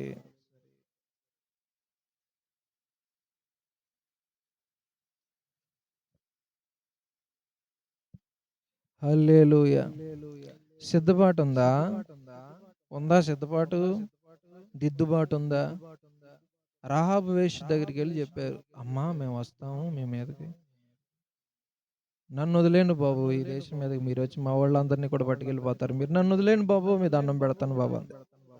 వదిలేస్తాం కానీ ఒక ఎర్ర దారం కట్టుకో మీ ఇంటికి. ఏం కట్టుకోవాలరా అన్నాడు. ఆవిడ కట్టుకుంది. అంటే నమ్మిందా నమ్మలేదా? ప్రమాదం వస్తుందని, యుద్ధం వస్తుందని నమ్మిందా లేదా? ఎవరింటికి దారం లేదు, ఆవిడ ఇంటికి మాత్రమే దారం ఉంది. అంటే వీళ్ళ విశ్వాసములో, నోవహు విశ్వాసములో, అట్లాగే ఈవిడెవరు రాహాబు వేశ్య విశ్వాసంలో ఉన్న కోణం ఏంటంటే, ప్రమాదం వస్తుంది అంటున్నావు, నమ్ముతున్నాను అంటున్నావు, నువ్వు నమ్మట్లేదు. దానికి రుజువు ఏంటంటే నువ్వు సిద్ధపడట్లా. వాడగట్టుకో, దారం కట్టుకో, నువ్వు సిద్ధపడు. సిద్ధపాటు లేదు, సిద్ధపడరా అసలు. సిద్ధపాటు అంటే పాపాలు ఒప్పుకొని పశ్చాత్తాపడి దేవుడి సన్నిధిలో కన్నీళ్లు కార్చి అన్ని కొట్టేసుకోవాలిగా. పరీక్షలకి చదువుదాంలే అంటాడు, ఒకసారి చదివేస్తారా? కొంచెం కొంచెం కొంచెం కొంచెం చదువుకొని సిద్ధపడాలిగా. పరీక్షలు ఉన్నాయనే భయం ఉన్నవాడు సిద్ధపడతాడుగా. మరి దేవుడు రాకుండా వచ్చినప్పుడు మీరందరూ కూడా నోవహు కాలంలో వాళ్ళందరూ మునిగిపోయినట్లే మునిగిపోతారు. అందులో సందేహం ఏమీ లేదు. ఇక పక్కాగా చెప్తున్నా. సో మీరు సిద్ధపడండి, మీరు సిద్ధపడండి. ఒట్టి అందరూ క్రిస్టియన్సే, వాళ్ళందరూ వెళ్ళరు ప్రమాదంలో, వాళ్ళందరూ మునిగిపోతారు. మీరు బాగుపడాలి, మీ కుటుంబం. నోవహు వాళ్ళ కొడుకు వచ్చాడు, 3 కొడుకులు వచ్చారు, 3 కోడండ్లు వచ్చారు, భార్య వచ్చింది. అంటే వాళ్ళ కుటుంబాన్ని ఇంటి వారి రక్షణకై వాడగట్టి కాపాడుకున్నాడు. మీరేం చేయాలి? మీ ఇంట్లో వాళ్ళని రక్షించుకోవాలి. వాడ కట్టుకొని మీ ఇంట్లో వాళ్ళని చేర్చుకోవాలి. జంతువులను చేర్చుకున్నాడులే నోవహు. వీలైతే జంతువులకు కూడా మీరు మారు మనసు తెప్పించండి. నా కొడుకు మారతలేదు బాబు, మా కుక్కేం మారద్దు నాయనా. హల్లెలూయా. చూసారండి, సిద్ధపాటు ఉందా? సిద్ధపాటు ఉండేవాడు ఎలా ఉంటాడు? తీరికగా వాడ కడతంటే పని పాట లేకుండా సాయంకాలం వచ్చి నోవహో ఎందాక వచ్చిందిరా పని. చూసారు, ఆడొక పొల్లందేవాడు, ఒక చెక్కేవాడు. అంటే వాడంటే సేవ అని, సంఘం అని, మందిరం అని. ఈడిటు పొల్ల తీసట ఈడు కానండి ఏం చేస్తాడు? ఇప్పుడు మీరందరు నన్ను చూసి ఈడేంట్రా ఒట్టి మైకులో మాట్లాడుతున్నాడు అనుకో. మీలో కొంతమంది అనుకుంటారా అనుకోరా? అనుకుంటారా? మామూలుగా కొందరు అనుకుంటారుగా. అట్లా నోవహుని అనుకున్నారు, ఈడేంట్రా అనవసరంగా ఇంత కష్టపడుతున్నాడు అనుకున్నారు అందరూ.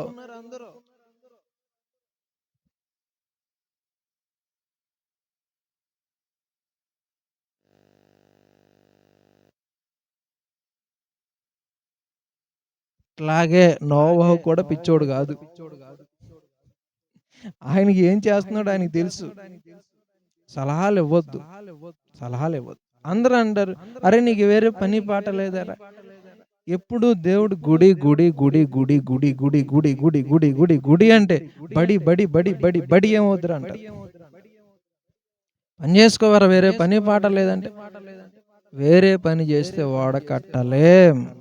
గుర్తుపెట్టుకోండి, వాడ కట్టాలంటే ఏం కావాలి? ఇంకో పని చేయకూడదు. మీరు చెప్పండి దేవుడు పెట్టలేరు. మీకు చూపిస్తాను ఆ ఫోన్ ఏది. అందులో మీకు 500 అడుగుల పొడవు వాడలో ఆ రోజు ఉన్నాయా అంటే, మరి ఈ రోజు ఉన్నాయా లేవా? ఈరోజు ఉన్నాయా? షిప్స్ ఉన్నాయా లేవా? ఉన్నాయా? అయిపోయింది, కంగారు పడద్దు, మీరు ముగించేసాను. భయపడు మాకు.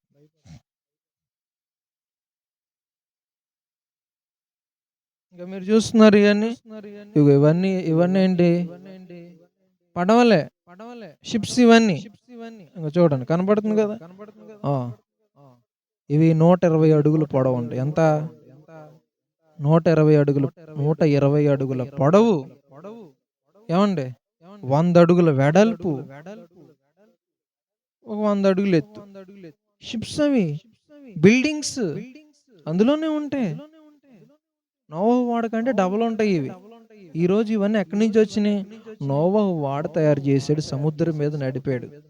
వీళ్ళు కూడా నడుపుతున్నారు అంతే షిప్స్. ఇవన్నీ వారం 5 రోజులు ట్రిప్పులకి వెళ్తారు మన అమెరికాలో ఉన్న వాళ్ళంతా. చుట్టూ అమెరికా చుట్టూ సముద్రమే కదా. వారం 5 రోజులు వాళ్ళు ట్రిప్స్కి వెళ్తూ ఉంటారు, ఫారిన్ టూర్స్కి. హల్లెలూయా. మీకు ఏమన్నా అర్థమవుతుందా? వాడ ఎంత పెద్దది అర్థమైందా? ఇంత పెద్ద వాడ ఈ రోజుల్లో టైటానిక్ షిప్ అప్పుడెప్పుడో తయారు చేశారు, మునిగిపోయింది. అది అంతమంది కష్టపడి తయారు చేస్తే ఒక్కడు చేసాడండి. ఈ రోజుల్లో కాదు, ఆ రోజుల్లో. అంటే ఈ రోజుల్లో షిప్స్ కి 10 రెట్లు పెద్దది ఆ రోజుల్లో. ఒక్కడు చేశాడు, చేయలేదు. ఆ ఒక్కడు చేయగలేనిది అందరూ కలిస్తే చేయగలరు కదా. గొప్ప దేవుని సేవ చేయగలరు కదా. సంఘాలు కట్టగలరు కదా. ఒక ఊరిని మార్చలేరా? సిద్ధపాటు ఉండాలి. మీరు మారితే, మీరు ఫలిస్తే, మీ ప్రవర్తనలో మార్పు వస్తే జనాలు మీ వెంబడి వస్తారు. మీలో మార్పు రావాలి, మీ ప్రవర్తనలో మార్పు రావాలి. మాటకి చెప్పొద్దు, సిద్ధపడండి. ఏంటండి సిద్ధపాటు అంటే? సిద్ధపాటు ఏంటి చెప్పను ఒక మాటలో. సిద్ధపాటు అంటే ఒక మాటలో చెప్పనా? చూడండి, నేను ఇప్పుడు ఎక్కడికి వెళ్ళక్కర్లేదు అనుకోండి, ఏం చేస్తాను? రిలాక్స్డ్గా ఉంటాను ఇంట్లో. లేదు, నేను ఫ్లైట్ ఎక్కి ఎక్కడికి వెళ్ళాలంటే హడావుడిగా ఉంటాను. అవునా? సూట్ కేసులు సర్దుకుంటాను. అన్ని సిద్ధపాటు ఉన్నవాడు ఇప్పుడు ఫ్లైట్ వస్తది, ట్రైన్ వస్తది అనుకునేవాడు నిద్రపోగలడా? నిదానంగా, నిబ్బరంగా ఉండగలడా? సావధానంగా ఉండగలడా? కంగారుగా ఉంటాడు. కంగారు ఉందండి మీకసలు? సిద్ధపాటంటే అదే. ఎప్పుడు దేవుడు పిలుస్తాడో, ఎప్పుడు రాకడొస్తదో, ఎప్పుడు ఏం జరుగుద్దో, ఎప్పుడు భూకంపం వస్తది, ఎప్పుడు పోతాం బాబు, సిద్ధపడాలి అనేది ఉందా? అలాగుంటే ఈ లోకంలో అనవసరమైన స్నేహాలు కానివ్వండి, ప్రేమలు కానివ్వండి, కనెక్షన్లు కానివ్వండి, వ్యాపారంలో భాగస్వామ్యం ఉంటది లోకస్తులతో, అది కానివ్వండి, ఇయన్నీ పెట్టుకోరు. తెంచుకొని ఎళ్ళిపోతారు. తెంచుకుంటున్నారండి? హల్లెలూయా! నోవహు నోవహు కాకిని పంపాడు, రాలా.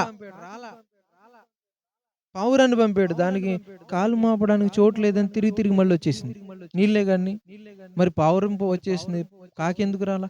శవాలను పీక్కొని తింటుంది అది. నేల మీద ఉన్న శవాల్ని పీక్కొని తింటుంది. అట్లా కొంతమంది కాకులు ఉన్నారు. ఇక్కడ ఇంకేదో పీక్కొని తింటారు ఈ లోకంలో ఉండి. పీక్కొని తినాలా? ఏముందండి బాబు ఇక్కడ? అంతా నాశనం అయిపోతుంది. అన్ని రంగాలు పాడైపోతున్నాయి. ఏది ఉండదు రాను రాను. అంతా సర్వనాశనం. కాబట్టి ఏంటంటే ఈ లోకంలో ఉండలేం బాబు. ఓడలోనే ఉంటాం. మళ్ళీ ఓడ కిందకొస్తది ఆరిన నేల వచ్చినప్పుడు, నీళ్లు తగ్గినప్పుడు. అంటే దేవుడు రాకడ కిందకి రావడం. దేవుడు దిగి రావడం సంఘంతో.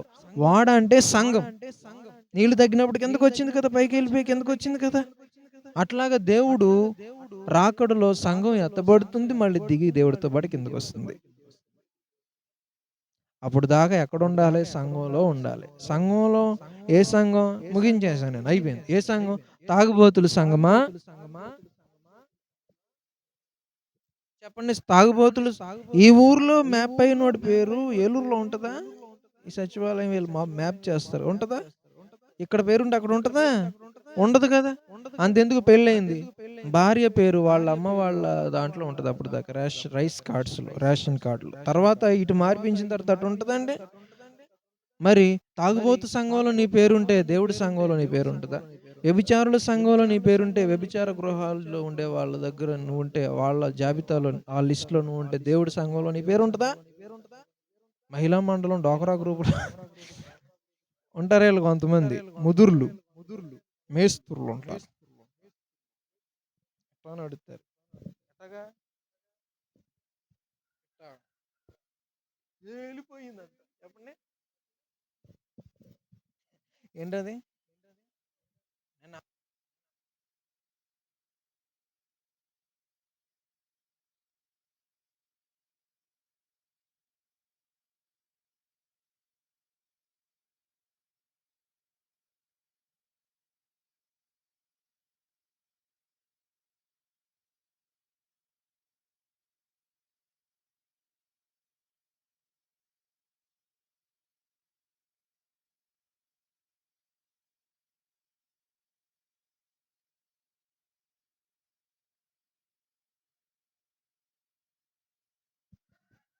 యగా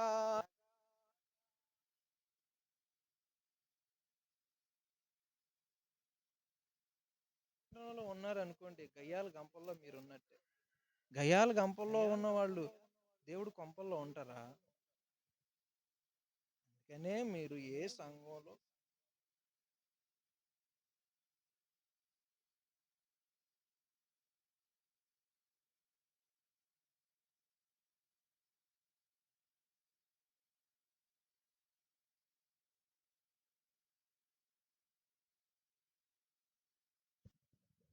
అట్లాగే మీరు కూడా ఎవరిలో చేరకూడదు. దేవుడు బిడ్డలతోనే సహవాసం చేయాలి. లోకంతో సమాధానంగా ఉండాలి. హాయ్ అంటే హాయ్, బాయ్ అంటే బాయ్. కానీ ఎవరితో రాసుకొని పూసుకొని తిరగాలి? ప్యాడ్డోడితో కీబోర్డోడితో సౌండ్ సిస్టమ్ వాడితో ఇంకో సిస్టమ్ వాడు ఉండాలి. అలా కాకుండా అందరితో, నేను ఈ మాట అన్నానని మా వాళ్ళు అందరికి నా మీద తెగల దాకా కోపం. వాళ్ళతో మాట్లాడొద్దు అంటాడు, వీళ్ళతో మాట్లాడొద్దు అంటాడు. వీడు యమధర్మరాజు అయిపోయాడు మా పాలిటాందు. మా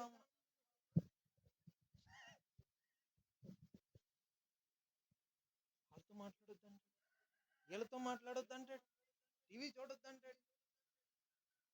ఒకరోజు మొన్న ఎప్పుడో వెళ్ళాం, నేను వెళ్ళాం. వెళితే ఆ ఎత్తు ఉంటుంది కదా, ఎత్తు మీద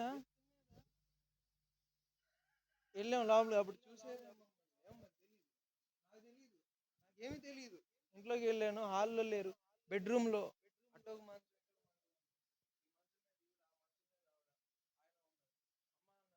వాళ్ళిద్దరు లేచి వచ్చారు, వచ్చి కూర్చున్నారు హాల్లో. అదన్నాను ఇదన్నాను, ఎలా ఉంది, బాగుంది, అంతా బాగానే ఉంది, మంచి చెప్పేసిన తర్వాత వచ్చేసాం. ఏమండి, వచ్చేసిన తర్వాత ఇటు పక్క పక్క నవ్వుతున్నాడు. ఇటు బయటకు వచ్చినాక, ఏరా ఎందుకు నవ్వుతున్నావు అంటే, ఎవరైనా నటిస్తారు ప్రదీప్, వీళ్ళు జీవించారు అన్నాడు. ఏంట్రా అంటే, ఏంటి ఏముంది, ఎక్కడ పడుకున్నారు వాళ్ళు, బెడ్రూమ్లో. చక్రం ఎక్కడ వెలిగించింది, హాల్లో. హాల్లో ఏముంది, టీవీ. అక్కడ పడుకొని ఇక్కడ చక్రం వెలిగిస్తారా, వెలిగించారు కదా. కాబట్టి వీళ్ళు టీవీ చూశారు, నిజంగా చూసారా, చూశారు. చక్రం ఇక్కడ ఉంది, నేను చూశాను అన్నాడు. వీడు చూసాడంట, కిటికీలోంచి కనపడిందంట. వీడి కిటికీలోంచి టీవీ కనపడింది, వాళ్ళ కిటికీలోంచి నేను కనపడ్డా, వాళ్ళు నాకు కనపడలేదు. వాళ్ళు ఏమీ తెలియనట్లు అక్కడ యాక్టింగ్ చేశారు. ఏమండి, సో ఈడు టీవీ చూడొద్దు అంటాడు, ఈడు అది చూడొద్దు అంటాడు, ఈడు వాళ్ళతో మాట్లాడొద్దు అంటాడు. నీకు దండవరా బాబు అంటారు వాళ్ళు. ఏమండి, హాయ్ అంటే హాయ్, అమ్మాయినా నాన్నైనా ఎవరైనా సరే ఏంటంటే హాయ్ అంటే హాయ్, బాయ్ అంటే బాయ్. ఈ మాట అంటే అట్టట కుదురుద్ది, అలా కుదురుద్ది, ఈయన అలాగే అంటాడు అని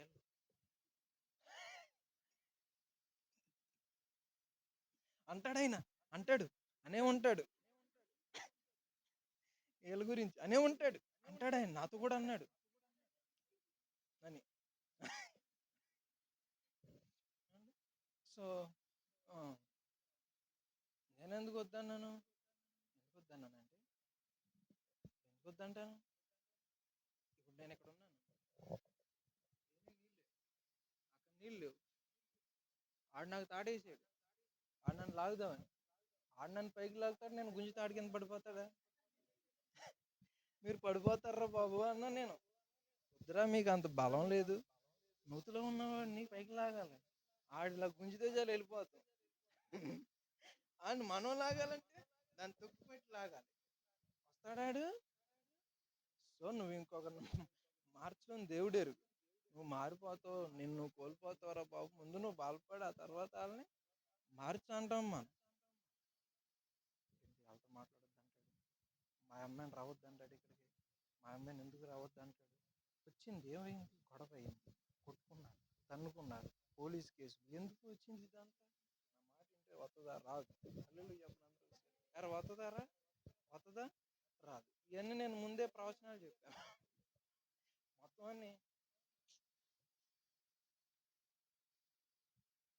మా పిల్లలు మా అమ్మ వాళ్ళ దగ్గరికి వెళ్ళరు, వెళ్ళరు, ఎందుకంటే వెళ్ళకూడదు. అల్లుడికి చెప్పండి.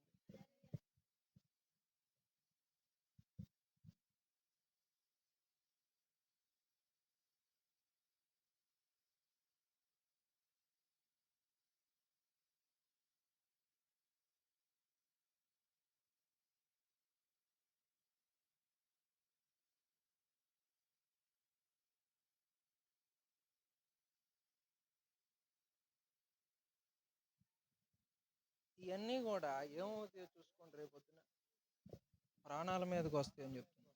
హల్లెలూయా చెప్పండి. సో మీరు దేవుడి సంఘంలోనే ఉండాలి. పావురం ఉండలేదండి లోకంలో, తిరిగి వచ్చేసింది. కాకే ఉండగలదు. మీలో నిజంగా రక్షణ పొందుంటే, మీరు పాపం చేస్తే ఎక్కువ రోజు పాపం ఉండలేరు. వేదన అయిపోయి సమాధానం కోసం వదిలి మళ్ళీ దేవుడి సన్నిధిగా వచ్చేస్తారు. అట్లా జరగట్లేదు అంటే గనక కారణం ఒక్కటే, నువ్వు ఇంకా కాకివే, పావురం కాదు. చెప్పండి, ఏం కాదు. అలాంటి వాళ్ళు అందరూ సార్, నేను కాకి, మీరు కాకైతే మరి డాగ, సీతువ,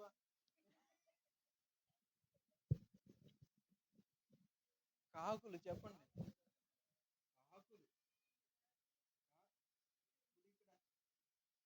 అలా మునిగిపోద్ది అంతే. అవసరమైతే ఆ టీవీ సీరియల్ చూస్తుంది,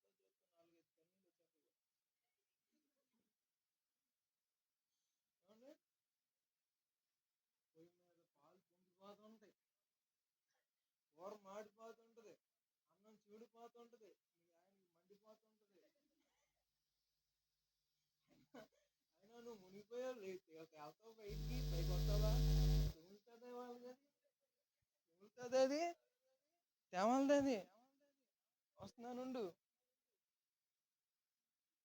ఆడు హాస్పిటల్లో ఉన్నాడంట, ఆడు హాస్పిటల్లో ఉన్నాడంట. వాళ్ళ ఆవిడ ఆడు పక్కనే కూర్చొని సెల్ ఫోన్లో సీరియల్. ఆడు అడిగాడు, ఏమైంది కార్తీక దీపంలో ఇవాళ? ఆమె ఎవరో ఉంటుందంట, ఆవిడ చచ్చిపోయిందంట. ఈడు హార్ట్ అటాక్ వచ్చి చచ్చిపోయాడు అంటే చూసారండి, ఇదంత ఎదగో చూసారు వీడు. నేనుంటేనా ఆయన లేపి ప్రార్థన చేసి బతికించి మళ్ళీ చంపేస్తాను. సన్నాజో చూసారు వీడు ఎరా, అందులో మునగ్గాలు రాసిన సినిమాలు. అందులో ఉన్నవాడు అందులో ఉండలేడు, అందులో ఇప్పుడు ఎరా నీళ్ళలో నువ్వు బతుకుతావా? చేపలాగా ఈదుతావు నువ్వు, చేపలాగా చేపలాగా ఎదగలరా మీరు? కొన్ని చేపలు బయట ఉండగలవా? మరి నీళ్ళకి నేలకి సంబంధం ఉందా అసలు? మరి చేపలు అక్కడ ఎలా ఉంటే ఆ మనుషులు భూమి మీద ఉన్న వాళ్ళు నీళ్ళ ఎలా బతుకుతారు? బతకలేరు. నువ్వు బతుకుతున్నావు అంటే నువ్వు ఆ జాతి, ఏ జాతి? కొన్ని కప్ప జాతులు ఉంటాయి, కప్పలు ఉభయచర జీవులు అంట. ఏ జీవులు అంటే అటు ఉంటాయి ఇటు ఉంటాయి, తాంబేళ్ళు కూడా ఉంటాయి అనుకుంటే, అట్లాగే పాములు కూడా ఉంటాయి. ఒక్క మంచి జంతువు లేదు, ఉభయచర జీవి అన్నీ చూసారండి. అటు ఇటు అటు ఇటు, ఇక్కడ పేరు ఉంటుంది అక్కడ పేరు. ప్రతి స్కామ్లో ఇదే ఉంటాడు, ఇదే సంగతి. ఈ మాట అన్నానని సంగతి ఆవిడ మొహం మాడిపోయింది. అందుకే సంగతి నాకు తెలుసండి.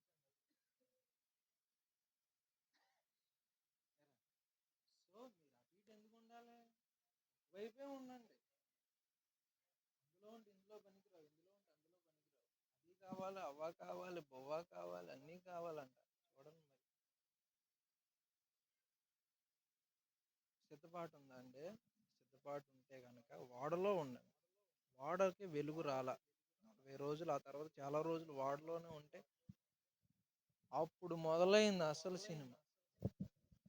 ముందు ఆహారం తీసుకెళ్ళారు, కొన్ని రోజులకి చెప్పాడుగా, అది అయిపోద్దా ఫుడ్? 40 రోజులే కాదు, ఎన్నో రోజులు ఉన్నారు. ఫుడ్ అయిపోయిందా?